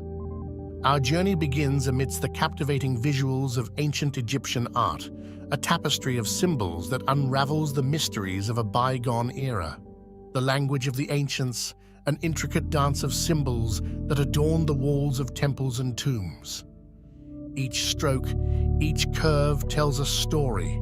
Today, we focus our gaze on a figure whose tale resonates through the ages, the mighty god Ptah.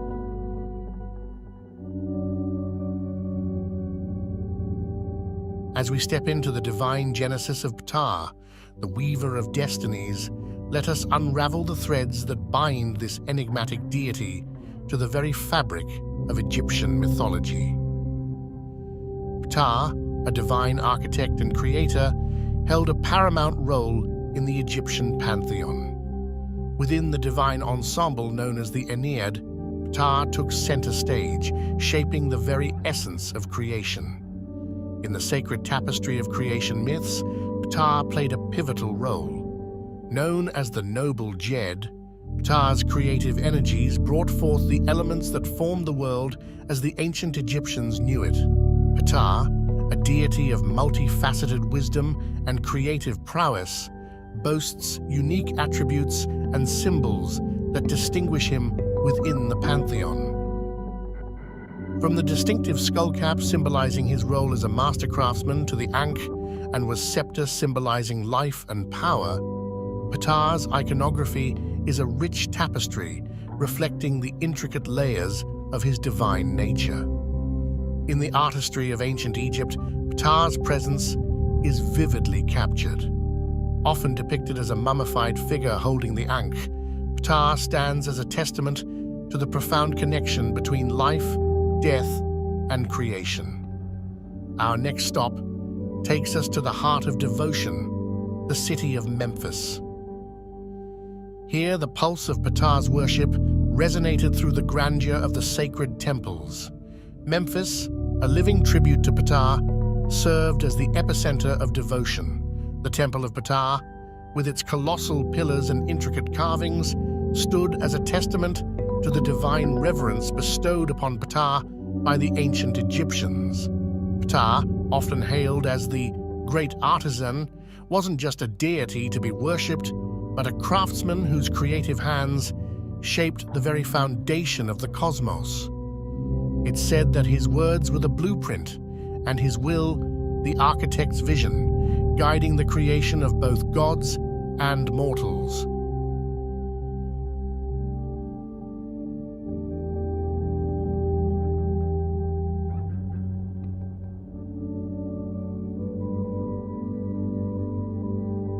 Ptah, the divine artisan, is intricately woven into the very fabric of Ma'at, the cosmic order that governs the universe. As the nator of Ma'at, Ptah's creative energies were not just expressions of divine craftsmanship, but vital threads in the cosmic tapestry. His every action, every stroke of creation, echoed the harmonious balance that Maat demanded. Ptah, the opener of the ways, the noble Jed, each title bestows upon him a unique facet of power and wisdom. From the architect of the cosmos to the guardian of life's journey, Ptah's titles resonate with the grandeur of his multifaceted existence. Beyond the visual tapestry, Ptah's essence is etched into the sacred texts and hymns of ancient Egypt. In the hallowed words of the priests, Ptah's greatness was praised. In the echoes of hymns, his name reverberated through the sacred corridors. Today, we unveil the wisdom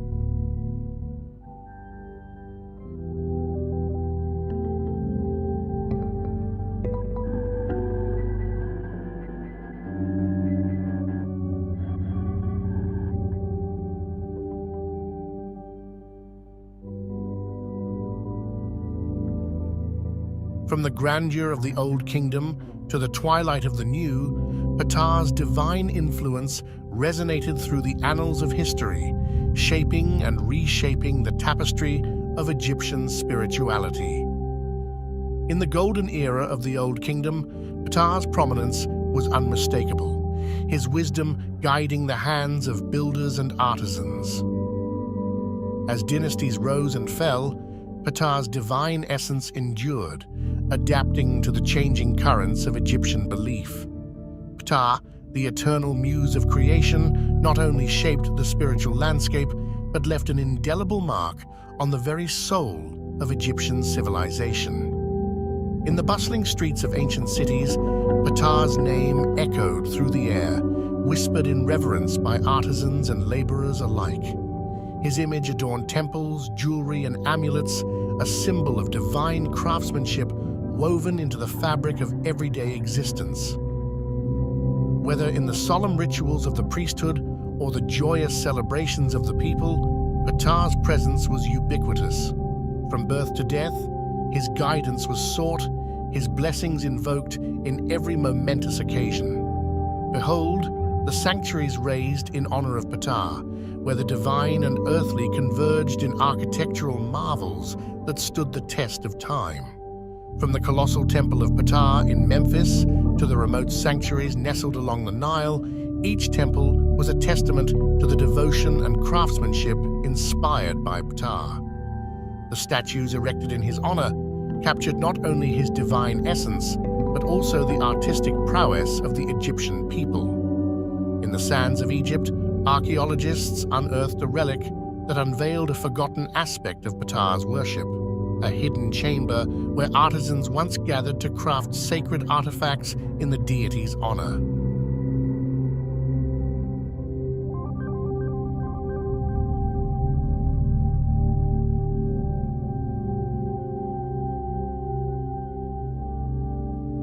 As we journey through the sands of time, we now turn our gaze to Ptah's enduring legacy and his resonance in the modern world, and how the echoes of ancient Egypt continue to reverberate in contemporary art, spirituality, and global culture.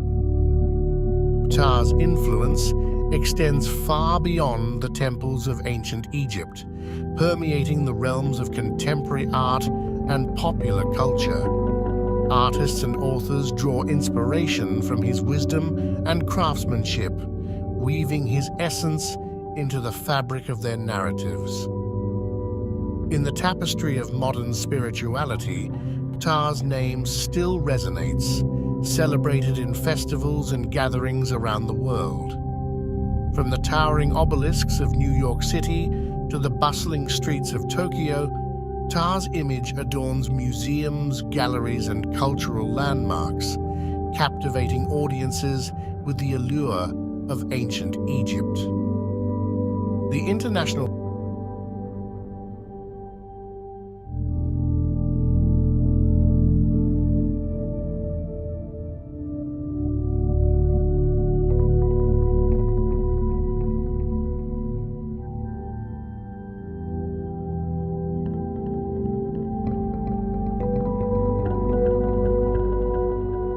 As our journey through the mystical realm of Ptah draws to a close, we reflect on the revelations uncovered and the mysteries unraveled. Throughout our exploration, we've traced the divine genesis of Ptah, witnessed the evolution of his worship through the ages, and marveled at his enduring legacy in the modern world.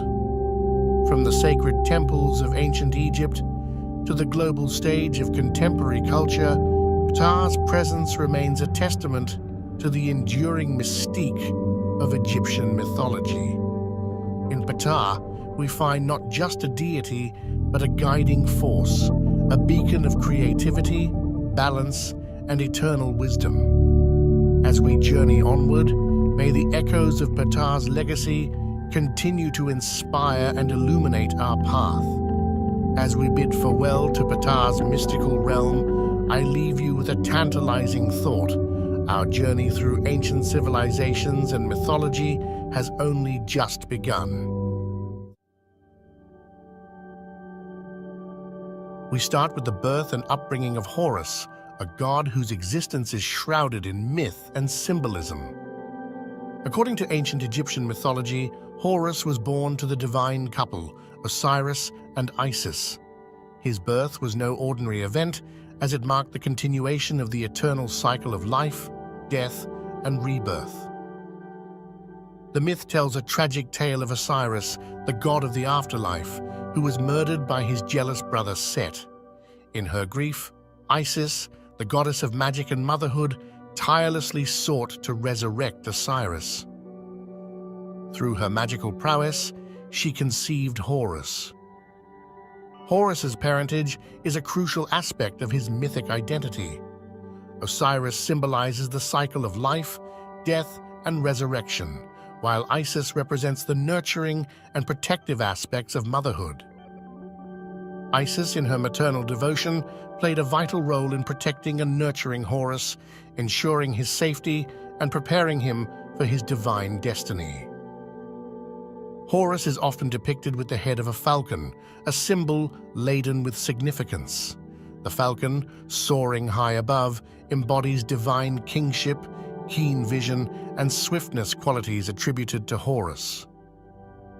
The falcon-headed deity represents not just a god, but a divine protector and a symbol of justice. His vigilant gaze, like that of a falcon, oversees the world, ensuring balance and order in the cosmic scheme of things.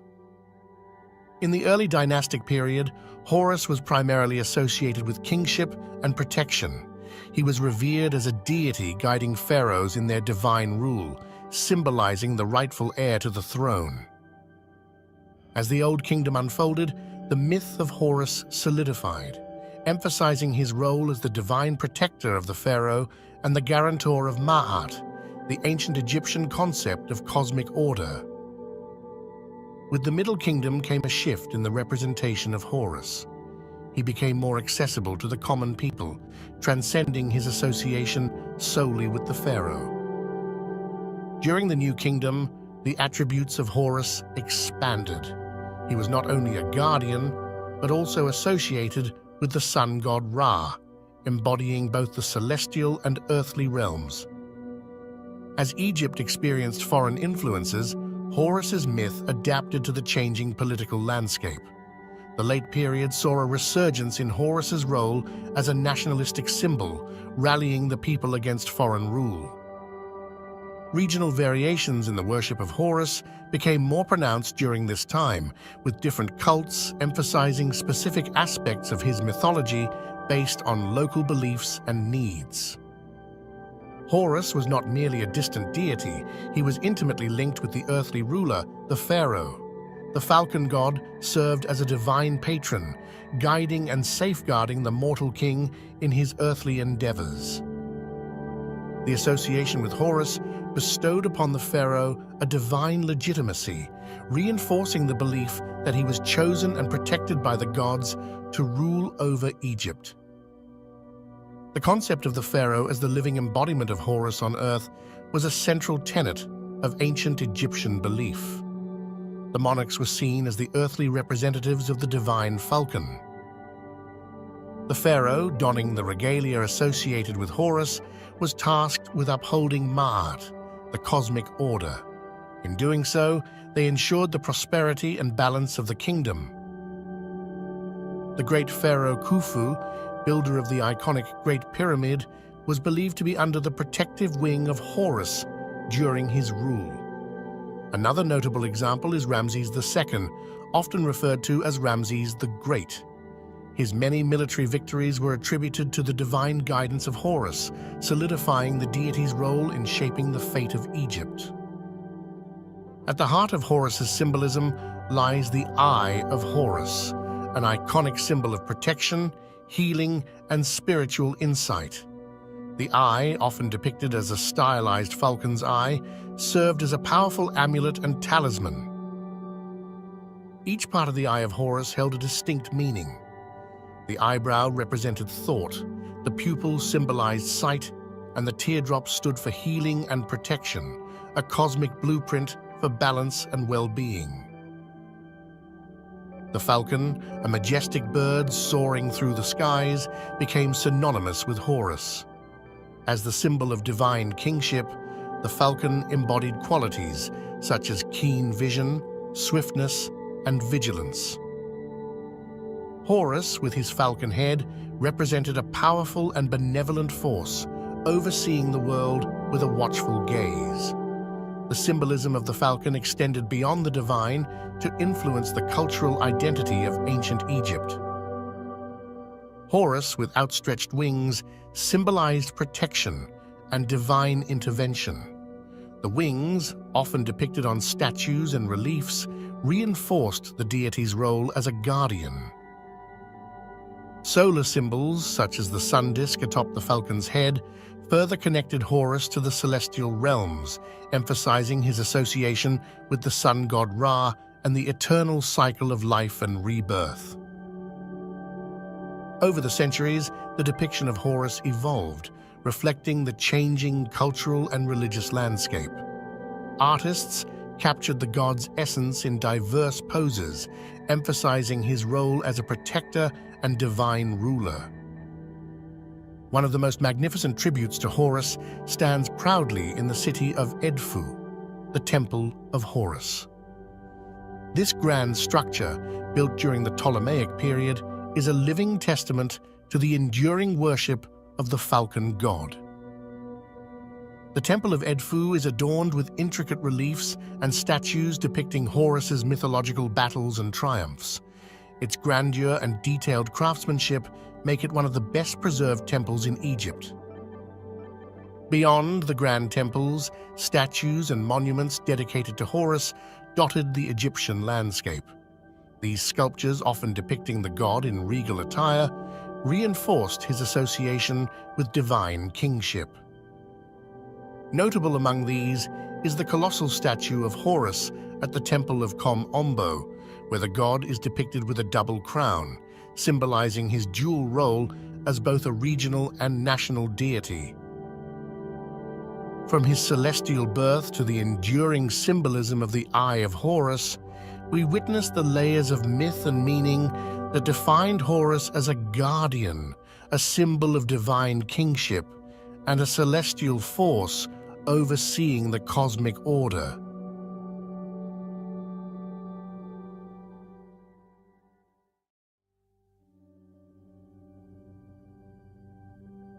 Ra, the sun god, held a paramount position in the Egyptian pantheon.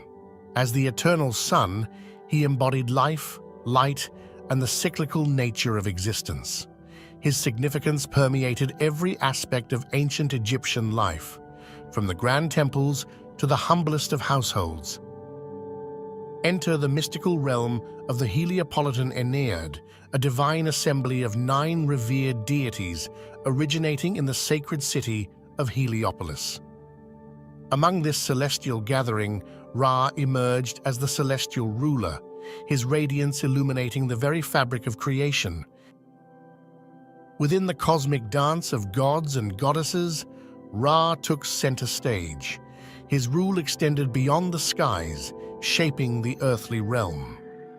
As the benevolent force sustaining life, Ra also held the power to judge and maintain cosmic order, a duality that defined his divine essence.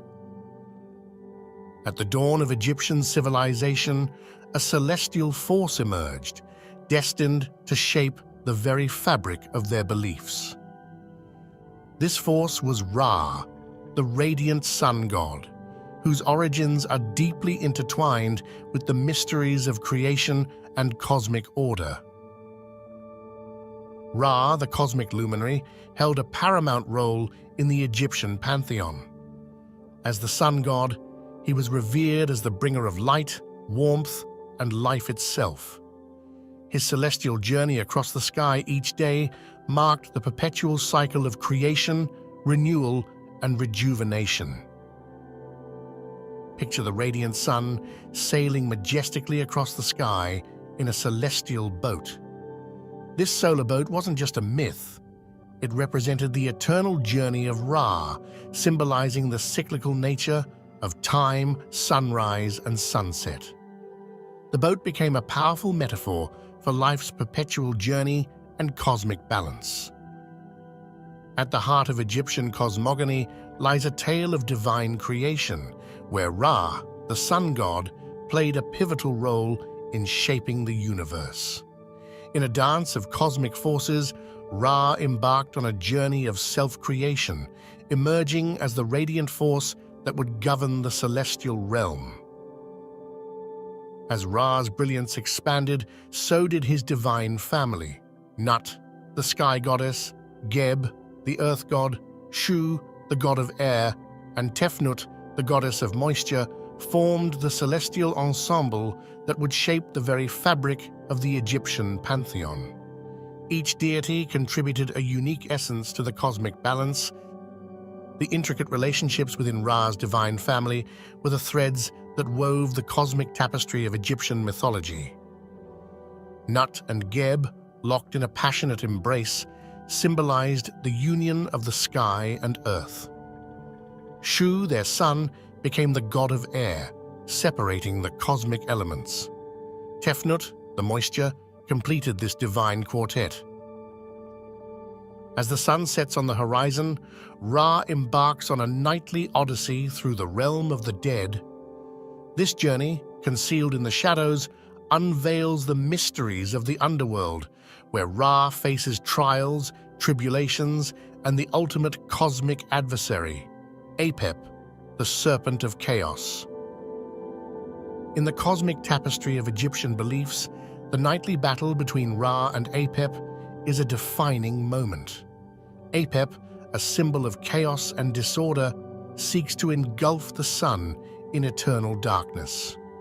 Ra, in his solar bark, stands as a beacon of order, engaging in an epic struggle to ensure the perpetuity of light and life. Beyond the celestial spectacle, the battle carries profound symbolism. It reflects the eternal struggle between order and chaos, light and darkness. Ra's victory each night signifies the triumph of cosmic harmony, assuring the resurrection of the sun and the dawning of a new day. Ra, the celestial shapeshifter, assumes various forms that transcend the boundaries of the mundane.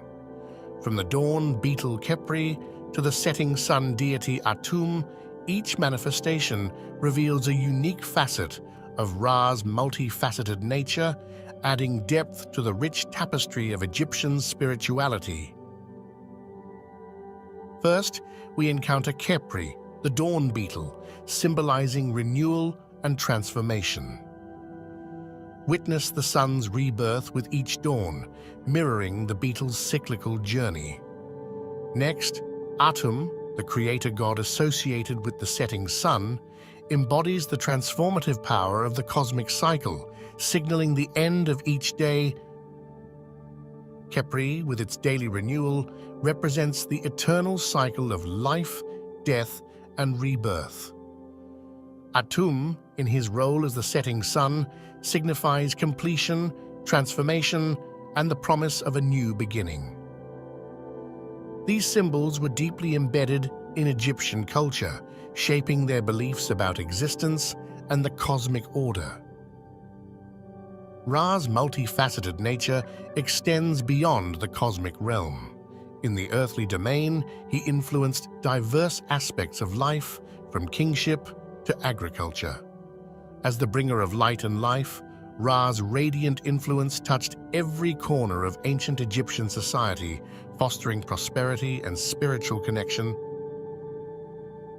Temples dedicated to Ra stood as magnificent monuments, reflecting the splendor of worship and the profound connection between the divine and the mortal realm.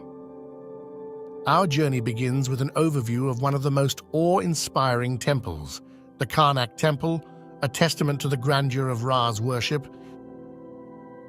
Behold the Karnak Temple, a sprawling complex that stood as a beacon of devotion to Ra. Its colossal pylons, hypostyle halls, and sacred precincts bore witness to the fervent worship and rituals dedicated to the sun god. The walls adorned with hieroglyphs told the tales of Ra's cosmic journey and divine influence. Step back in time and witness the vibrant rituals that unfolded within the sacred precincts.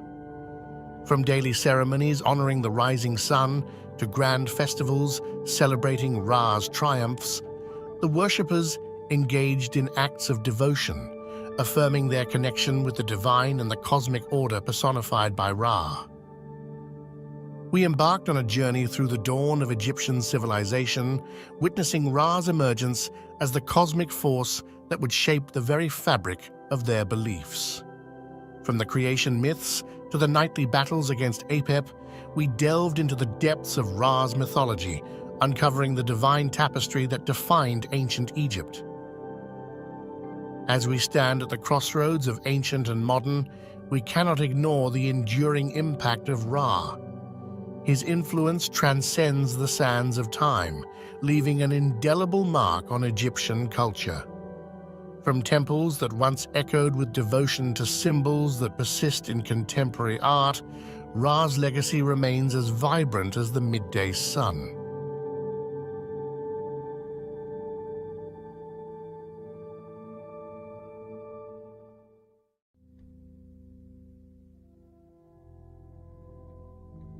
Osiris, the illustrious god of the afterlife, fertility, and rebirth, was not born of mortal unions, but from the celestial embrace of two powerful deities, Nut, the sky goddess, and Geb, the earth god.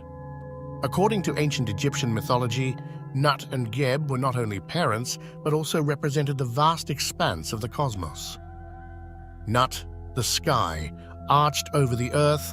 Geb and their union gave birth to Osiris, enveloping him in the harmonious duality of the heavens and the earth. The union of Nut and Geb goes beyond mere parentage. It symbolizes the very essence of cosmic order. Nut, stretching across the sky, embodies the celestial realm, representing order, while Geb, the earthly expanse beneath, is the foundation of life and fertility. Osiris, born from this divine union, carries the symbolism of both celestial and earthly parentage. His essence is a bridge between the spiritual and the physical, embodying the interconnectedness of the Egyptian cosmos. Early representations showcased Osiris with distinct characteristics, often holding the crook and flail, a symbol of rulership and fertility. Hieroglyphs played a crucial role in conveying the myth of Osiris. They were not just symbols, but a storytelling medium, immortalizing the narrative of his birth, his divine parents, and the balance they brought to the cosmos. Osiris takes center stage in the Heliopolitan Aeneid, a divine assembly of 9 deities revered in ancient Egyptian cosmology. The Aeneid was a celestial family, each member representing an essential aspect of creation. And there, in their midst, stands Osiris, a god of unparalleled significance. Osiris wasn't just a god among gods. He held a unique position, embodying principles of life, death, and rebirth. His presence in the Heliopolitan Aeneid signifies his importance in the grand narrative of creation. In the beginning, the universe was shrouded in chaos, and from this chaos emerged the Aeneid, led by the wise Osiris.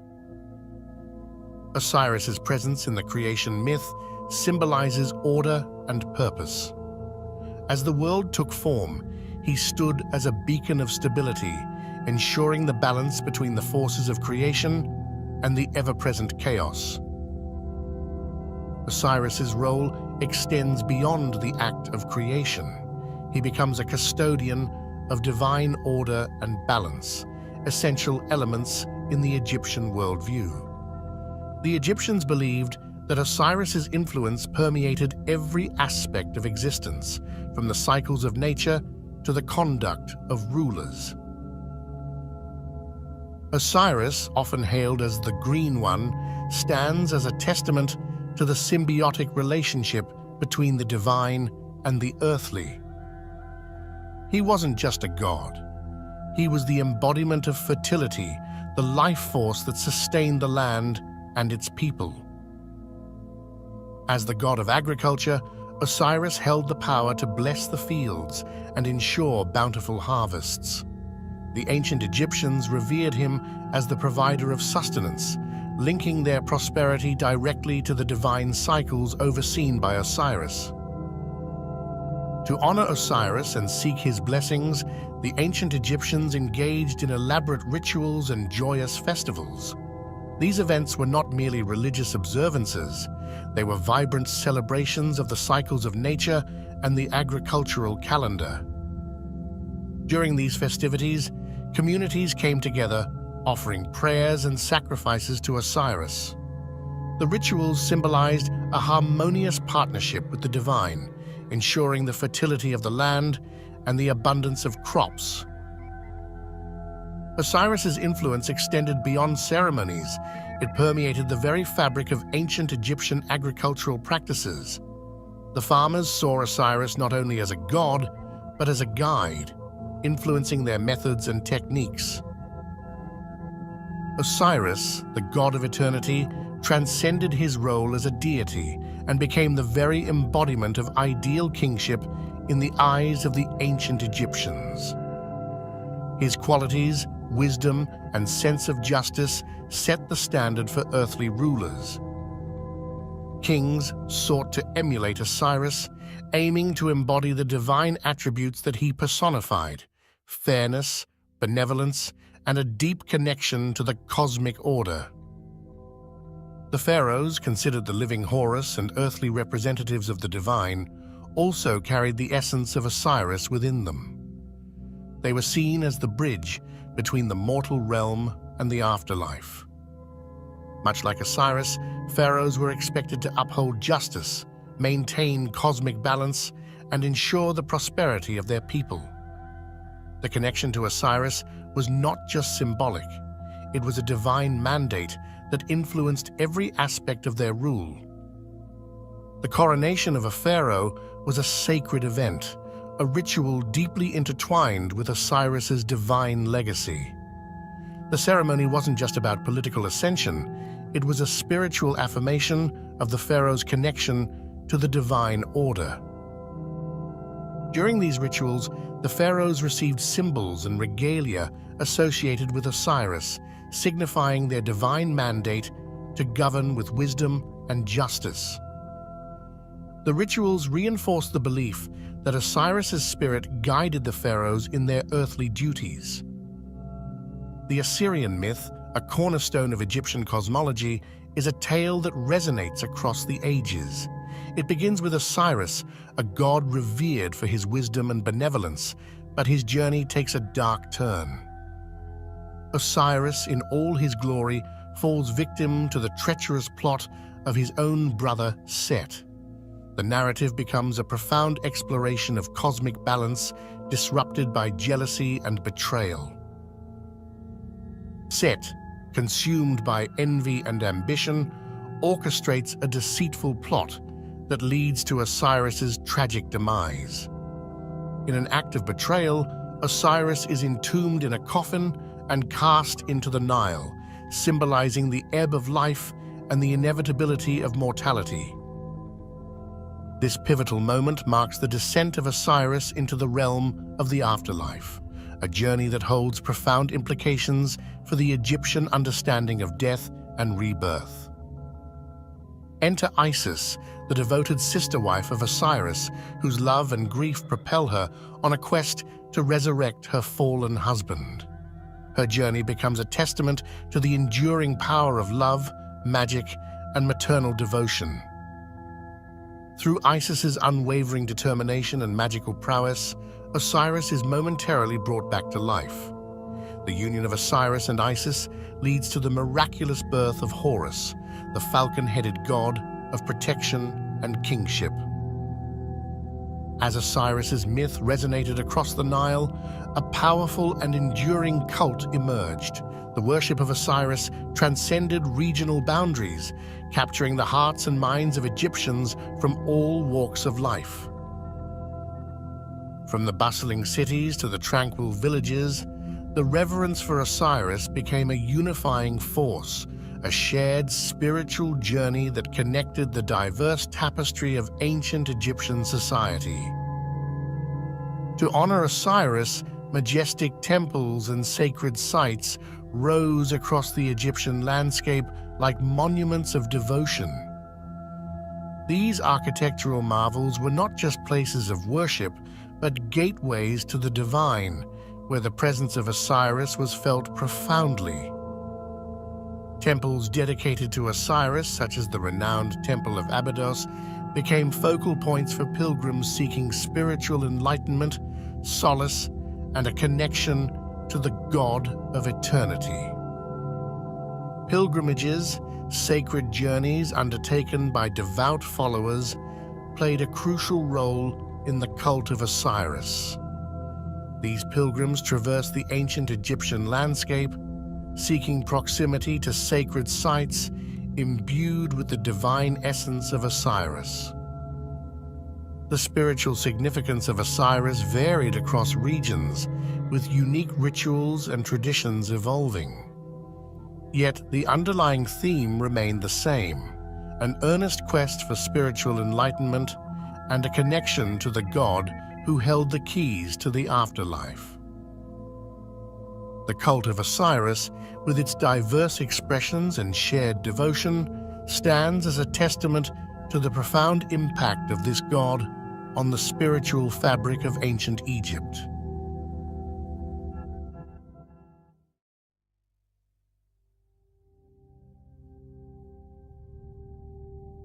Among the pantheon of gods and goddesses, one enigmatic deity stands out. Set, the god of chaos and disorder, has woven his essence into the fabric of Egyptian mythology.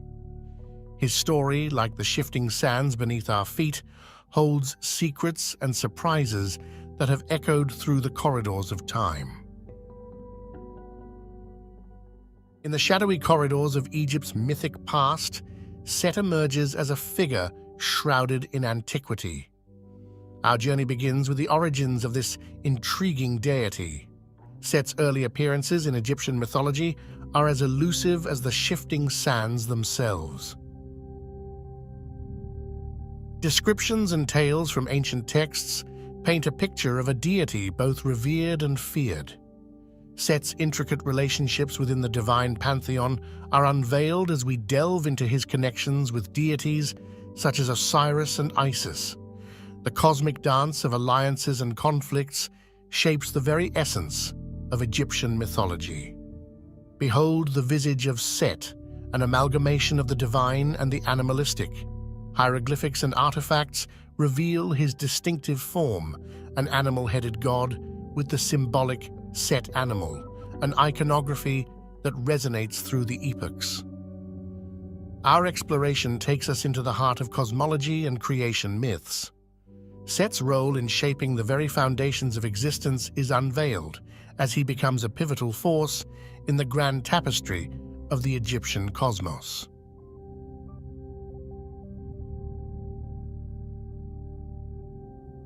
As we venture deeper into the annals of Egyptian mythology, our focus shifts to Set's role in the grand tapestry of the pantheon. Join us in unraveling the complexities of Set's divine presence. Set, the god of chaos and disorder, strides boldly through the pages of history. His essence, a turbulent force, shapes narratives of tumultuous events and cosmic discord. But within chaos lies a delicate balance. Set plays a pivotal role in the cosmic dance, ensuring the equilibrium of Mahat, the Egyptian concept of cosmic order. His chaotic nature, paradoxically, contributes to the harmony of the divine scales. Set's influence extends beyond the metaphysical, manifesting in the natural world. Storms rage, thunder echoes, and the vast desert, a realm of unpredictability, all bear the mark of Set's chaotic touch. Yet, as we traverse the sands, we discover that the worship of Set is a tapestry woven with regional nuances. His veneration fluctuates, adapting to the diverse landscapes and cultures that embraced his chaotic divinity. Over time, the perceptions of Set transform, evolving with the ebb and flow of history. The expressions of devotion to this deity take on unique hues, mirroring the varied landscapes that echoed with the footsteps of his followers. From the tumultuous storms to the serene desert winds, Set's enigmatic presence weaves through the very fabric of Egyptian spirituality. Our expedition into the mystique of Set takes a compelling turn as we delve into the controversies that shroud this deity. Join us as we unravel the intricate threads of Set's involvement in pivotal myths. At the heart of intrigue lies Set's central role in the Osiris myth, a tale of murder, betrayal, and resurrection. Explore with us the tumultuous narrative that binds Set to the fate of Osiris. Set, a figure of paradoxes, is often cast as a trickster in the divine drama. Today, we analyze the controversial aspects of Set's character, a deity whose actions blur the lines between chaos and cosmic order. The cosmic stage witnesses the clash of titans as Set and Horus engage in an infamous battle of gods. We unfold the pages of this timeless rivalry, exploring the motivations and consequences of their divine conflict. In the galleries of ancient art, we encounter Set in diverse forms, a benevolent protector and a malevolent force. These depictions mirror the complexity of his essence, revealing a deity whose nature defies simplistic categorization. From guardian to adversary, Set's duality captivates the artist's brush, leaving us to ponder the multifaceted facets of his character. Join us as we navigate the artistic tapestry that unveils Set's enigmatic nature, a character woven with threads of controversy and contradiction.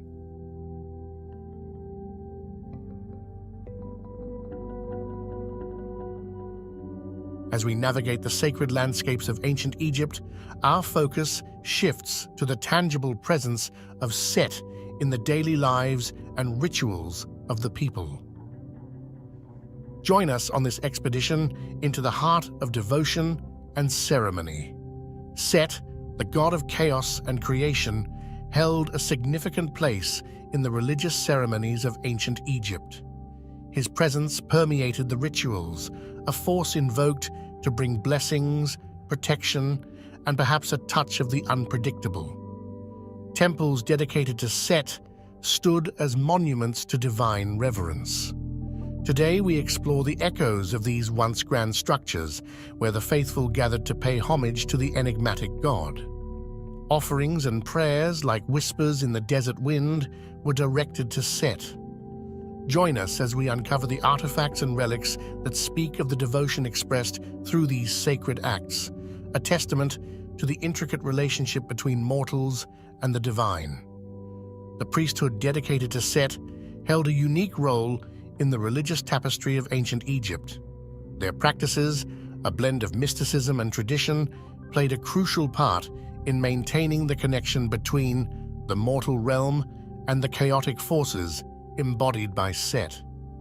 From sacred chants to elaborate ceremonies, the practices of Set's priesthood were as diverse as the landscapes that surrounded them. Today, we piece together the fragments of these ancient rituals, attempting to decipher the language of devotion spoken to the god of chaos.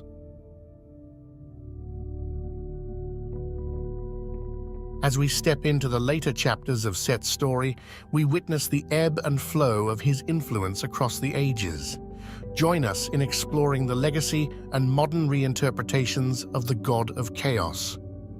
The New Kingdom marked a pivotal period, and with it came a shifting tide in the pantheon's popularity. Set, once a prominent figure, experienced a decline as the dynamics of worship evolved. What led to this transformative moment in the deity's journey? Fast forward to the present day, where Set's ancient spirit resonates in unexpected ways.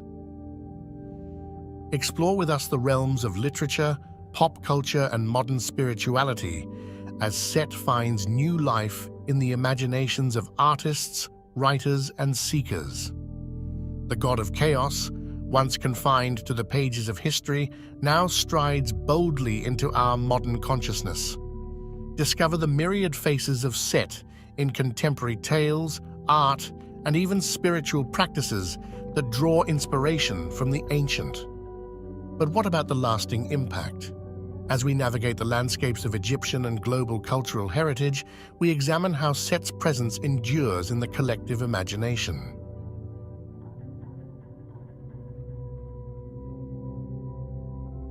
As we stand at the crossroads of time, the tapestry of Set's legacy unfolds before us. From the ancient scrolls to the canvases of today, the god of chaos has woven himself into the very fabric of our exploration. Each stroke of the artist's brush, every carefully carved hieroglyphic, tells a tale of a deity who defies simple definition. Set, with his duality and controversy, continues to captivate and mystify, leaving an indelible mark on the sands of history. As we conclude our expedition into the mysteries of Set, we invite you to carry the spirit of chaos and creation with you. Let his enigma linger in your thoughts, a reminder that the ancient world holds secrets waiting to be discovered.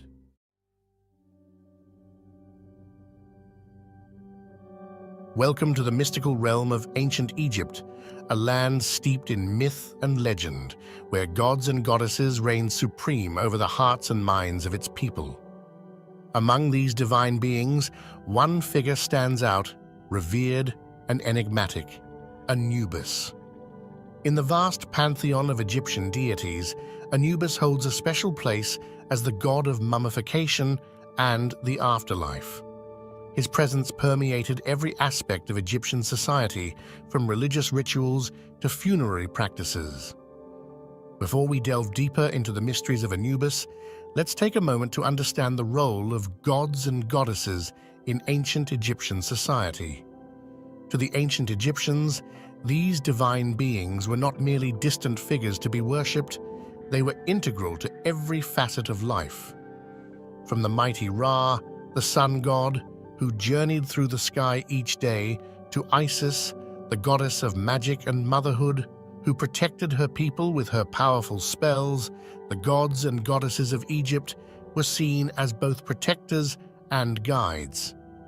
They were believed to intervene in the affairs of mortals, offering blessings to the virtuous and punishments to the wicked. And at the heart of this divine hierarchy stood Anubis, the jackal-headed guardian of the dead.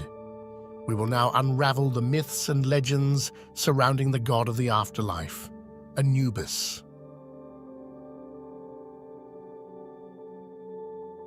To understand the origins of Anubis, we must journey back to the dawn of Egyptian civilization, where myths and legends intertwine with history. Anubis, one of the oldest gods in Egyptian mythology, emerged from the primordial chaos, embodying the mysteries of life and death. Often depicted with the head of a jackal, Anubis's appearance is as striking as it is symbolic. The jackal, a scavenger of the desert, was associated with death and the afterlife, making it a fitting representation for the god who presided over these realms. Anubis was more than just a symbolic figure. He played a vital role in Egyptian religious rituals, particularly in the process of mummification. As the god of embalming and the afterlife, Anubis oversaw the preservation of the deceased's body and guided their soul to the underworld. As for his parentage, the origins of Anubis are shrouded in mystery, much like the god himself. While some myths suggest that he was the son of Osiris, the god of the afterlife, and Nephthys, others propose a lineage with Set and Nephthys. Regardless of his parentage, Anubis's role as the guardian of the dead remained constant throughout Egyptian history, his presence offering comfort and protection to the souls journeying to the afterlife. In the realm of Egyptian religion and funerary practices, Anubis reigned supreme, his presence felt in every aspect of the journey to the afterlife. From the moment of death to the final judgment, Anubis played a crucial role in guiding the souls of the departed.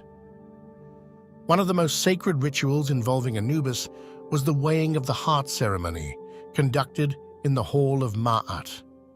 Here, the heart of the deceased was weighed against the feather of Ma'at, the goddess of truth and justice. Anubis presided over this solemn ceremony, ensuring that the scales remained balanced. If the heart was found to be lighter than the feather, it meant that the soul had lived a righteous life and could proceed to the afterlife. But if the heart was heavy with sin, it would be devoured by the fearsome beast, Ammit. Beyond the halls of judgment, Anubis continued to guide the souls of the departed through the treacherous journey to the afterlife. With his keen sense of direction and unwavering vigilance, he protected grave sites from desecration and ensured that the deceased found their rightful place in the kingdom of Osiris. The importance of Anubis extended beyond the realm of the spiritual, as his statues and imagery adorned tombs and temples throughout ancient Egypt.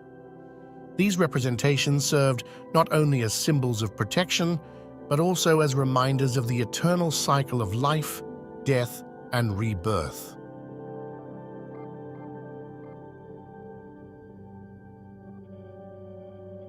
At the heart of Anubis's symbolism lies his jackal form, a powerful representation of death and embalming. The jackal, with its association with scavenging and the desert, was seen by the ancient Egyptians as a creature of the underworld, roaming the night in search of souls. Thus, Anubis's jackal-headed form served as a fitting embodiment of death and the afterlife. But Anubis was not merely a symbol of death, he was also a guardian and protector of the deceased. In this role, he watched over grave sites, ensuring that the souls of the departed remained undisturbed and safe from harm. In Egyptian mythology, Anubis's unwavering vigilance made him a trusted companion on the journey to the afterlife, guiding souls through the treacherous paths of the underworld. Throughout history, Anubis has been depicted in a variety of forms, from imposing statues to intricate hieroglyphs. These representations not only served as symbols of reverence, but also as reminders of Anubis's enduring presence in the lives of the ancient Egyptians. Anubis's influence extended beyond the realm of art and imagery, as his presence could be felt in the sacred texts and rituals of Egyptian religion. In hymns and prayers, Anubis was invoked as a protector and guide, his name spoken with reverence and awe.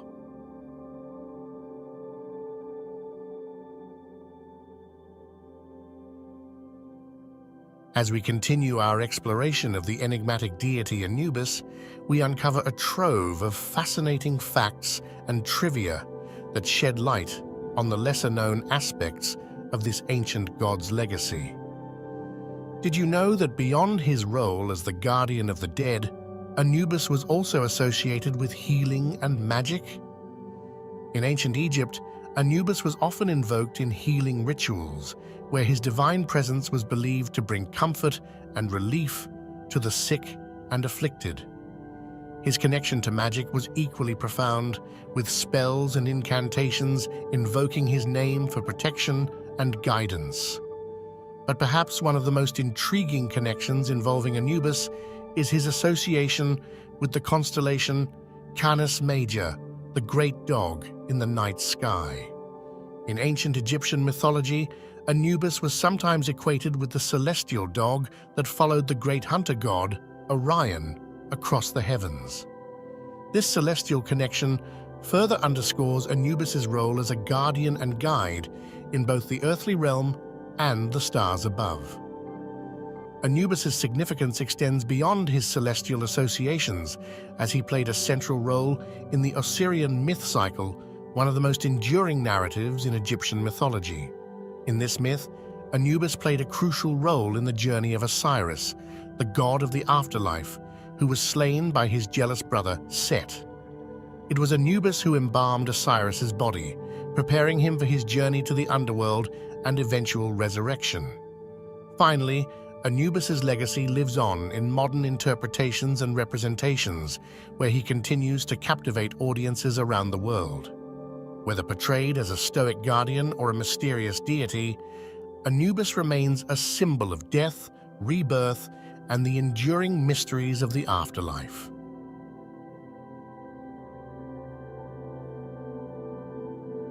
As we reach the conclusion of our journey through the realm of Anubis, we are left with a profound appreciation for the enduring legacy of this ancient deity. Across the millennia, Anubis has left an indelible mark on Egyptian culture and continues to captivate hearts and minds around the world. Anubis's imagery and symbolism have permeated every aspect of human expression, from ancient art and literature to contemporary media and pop culture. His jackal-headed form and enigmatic presence have inspired countless artists, writers, and filmmakers to explore the mysteries of death and the afterlife. In today's world, the fascination with Anubis and Egyptian mythology remains as strong as ever. From blockbuster movies to best-selling novels, Anubis continues to play a prominent role in popular culture, his image serving as a potent symbol of death, rebirth, and the eternal cycle of life. The legacy of Anubis extends to the hearts and minds of people around the world who are drawn to the rich tapestry of Egyptian mythology. Through museums, exhibitions, and archaeological discoveries, Anubis continues to inspire wonder and curiosity, inviting us to explore the ancient wisdom of the Nile Valley. In closing, Anubis stands as more than just a figure from the distant past. He is a timeless symbol of the human quest for understanding and transcendence. As we gaze upon his jackal-headed visage, we are reminded of the mysteries that lie beyond the veil of mortality and the enduring legacy of those who have come before us. And so, we bid farewell to Anubis, the guardian of the dead, the guide to the afterlife, and a symbol of the eternal journey of the human spirit. Thank you for joining us on this journey through the fascinating world of Anubis and Egyptian mythology. See you next time.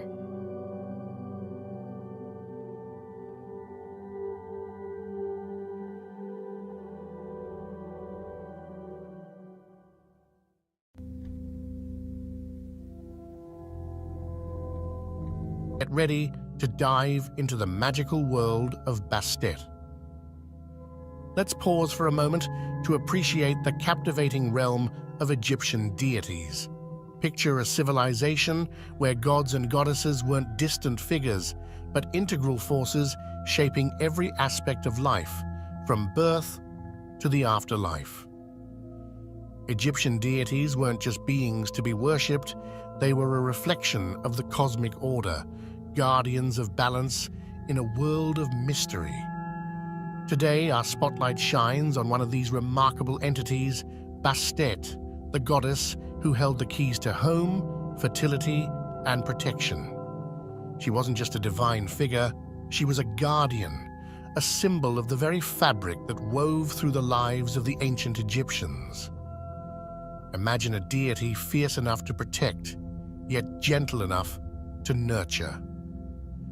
Bastet, with her enigmatic blend of strength and grace, held a special place in the hearts of those who sought her blessings.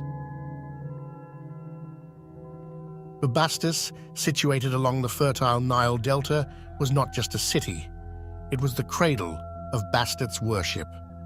The very soil beneath it bore witness to the emergence of this revered goddess. Imagine a city pulsating with the energy of devotion, its streets alive with the echoes of worship. As we journey through time, we witness the evolution of Bastet's character. From her early manifestations as a lioness deity, embodying ferocity and protection, to the gradual transformation into a more domesticated cat goddess, symbolizing the gentler aspects of home and fertility. Now let's uncover Bastet's role in the grand pantheon of Egyptian gods and goddesses. She wasn't just a singular entity. She held a unique place, often invoked as the defender of the home and the benevolent protector of those who sought her divine favor.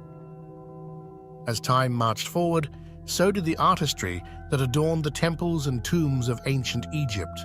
The evolution of Bastet's iconography is a tale in itself, from the fierce lioness to the graceful domestic cat. Each representation told a story, capturing the essence of the times and the beliefs of the people. Through the skilled hands of artisans, Bastet's image transformed, mirroring the ebb and flow of Egyptian society.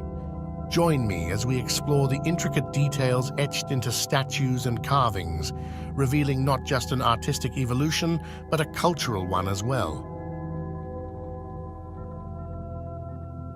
Among the many facets of Bastet's character, one that stands out is her fierce protectiveness, particularly towards women and children. A deity whose embrace shields the vulnerable, whose presence brings comfort in times of peril. Bastet was painted as a guardian, a nurturing force in the lives of those who sought her refuge. Let's unravel the intriguing transformation of Bastet from a formidable lioness deity to a more domesticated cat goddess. Witness the shift from ferocity to grace as Bastet adapts to the changing beliefs and values of ancient Egyptian society. Imagine Egypt coming alive with the rhythm of drums, the sway of dancers, and the jubilation of festivals dedicated to Bastet. These celebrations weren't merely rituals. They were expressions of gratitude, joy, and the profound connection between the people and their goddess. These gatherings were not only a time for merriment, but also moments when the divine and mortal worlds converged, forging a bond that transcended time itself. Our next stop is the renowned Temple of Bubastis, a colossal structure that stood as a testament to the adoration for Bastet. Imagine wandering through its grand halls, where the air was thick with the fragrance of incense and the chants of devoted worshippers echoed through the sacred chambers. We step further into the heart of worship and delve into the intricate rituals and ceremonies performed in honor of Bastet. From offerings of food and incense to elaborate processions, each ritual carried profound significance, symbolizing the devotion of the ancient Egyptians to their beloved goddess. Central to the worship of Bastet were the priests and priestesses who served as intermediaries between the mortal realm and the divine. Explore with us the roles and responsibilities of these spiritual guardians, who ensured the sanctity of the rituals and maintained the connection between the people and their goddess.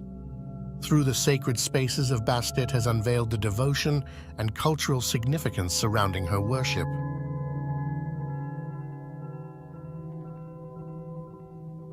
As we step forward in time, let's explore how Bastet's influence persisted in later periods of history and transcended the borders of ancient Egypt.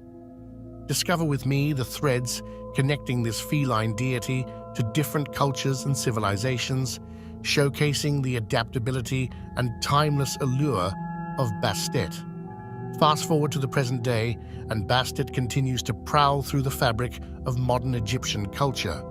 From street art to contemporary literature, explore with us how Bastet's image has seamlessly integrated into the tapestry of global popular culture, captivating the imagination of people around the world. Archaeological excavations have unveiled treasures that further illuminate Bastet's story. Join me as we discuss the artifacts and inscriptions that provide invaluable insights into the practices, beliefs, and the widespread worship of this goddess in ancient times. Our journey doesn't end in the pages of history.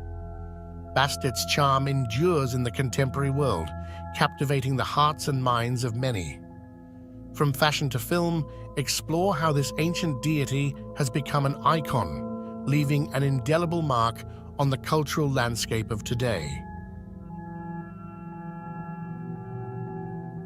As we conclude, let's take a moment to summarize the key points that made our journey so special.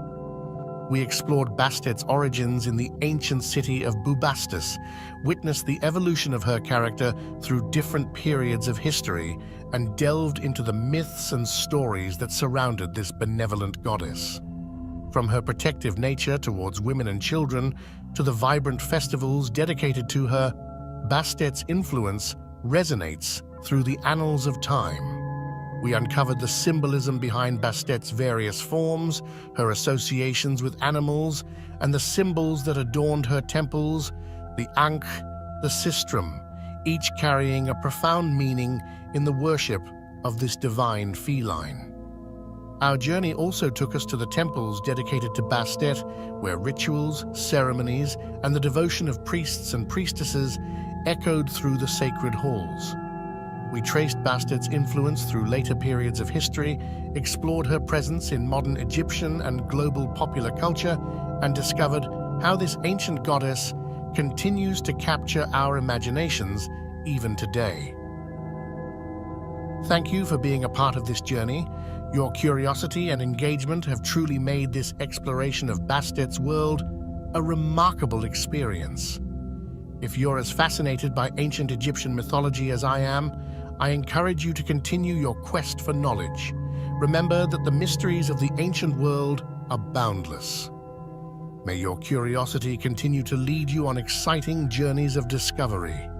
Until next time, thank you and farewell.